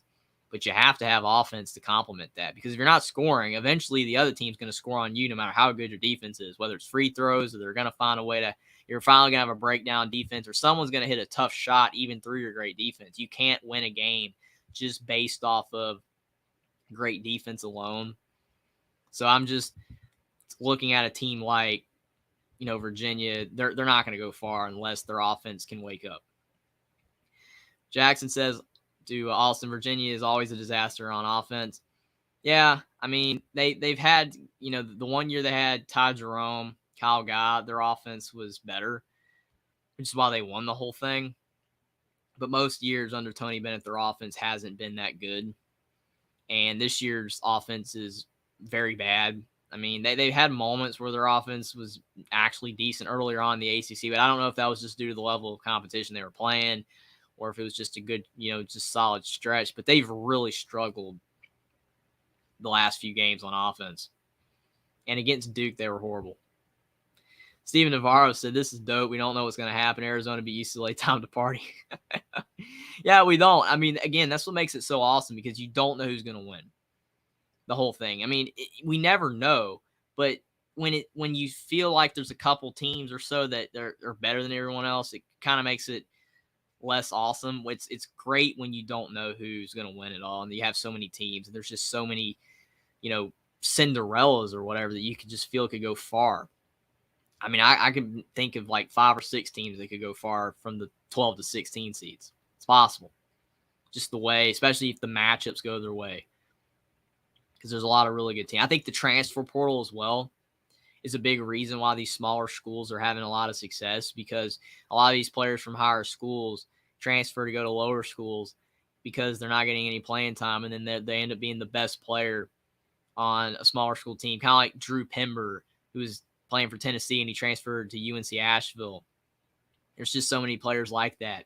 Chattanooga had Silvio DeSalza from Kansas the year before that. I mean, it's just countless players that are from bigger teams that transfer down because they're not playing or something happens or whatever, and that's what's making a lot of these smaller teams dangerous.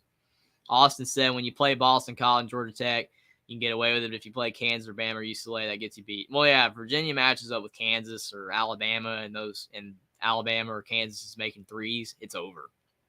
Virginia won't be able to keep up. Connor says he feels a Big East team winning it this year. That's a good, guess for sure. I think Marquette could do it. UConn could do it. Xavier, if their defense improves, Xavier's defense is a little worrisome. They have great offense, but their defense is a little sketchy. But yeah, those 3 teams for sure, I could see potentially, from that conference, maybe winning it all if they get a good bracket. All 3 of those teams. Really good teams. Providence is a good team, but they're a little inconsistent. Creighton's good, but I don't know. They're a little inconsistent as well. I would say UConn, Xavier, Marquette are the three that could do it, but probably more UConn, Marquette. I think both those teams are more disciplined on defense and they're good at offense. They could get the job done. But it will be interesting for sure. It will be interesting to see for sure. I think that, any of the conferences that have a team that can win the whole thing, I think the Big East does. The Big 12, the Pac-12 maybe with Arizona or UCLA, but with UCLA's injuries, Arizona's still been inconsistent. I would say less likely on them, not impossible, but of the ones that really have a good shot, it's the Big East and the Big 12 and probably the SEC if Alabama does it. I think the ACC doesn't really have a team that can make it all the way. I think Duke or Miami, because Miami has great guard play, or Duke if their freshmen keep playing well and they just continue to win games, maybe, but it's slight. The SEC outside Alabama not looking, like they could.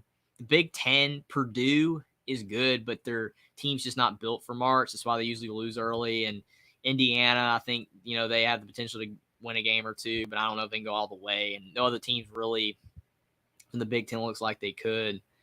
So, yeah, I mean, it's definitely going to come down to, a few teams that you feel have a great shot, but there's about 20 teams you feel maybe could win it. And that's awesome. It's going to be really, really fun to see who the matchups are. But there's going to be some great games tomorrow.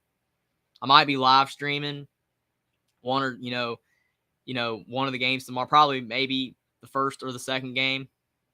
Who knows? Maybe. I'm not saying for sure, but it definitely could happen. You guys were awesome tonight. Thank you so much, all you guys, for being here. If there's anybody still that hasn't subscribed, it's new, please subscribe. If you like content, like the video, the stream down below. Thank you guys so much for being here.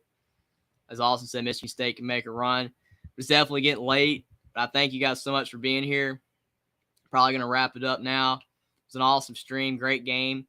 Arizona beat UCLA 61-59. It was an awesome game all around. Thanks for being here, Owen. Let's go. But thank you guys so much for being here.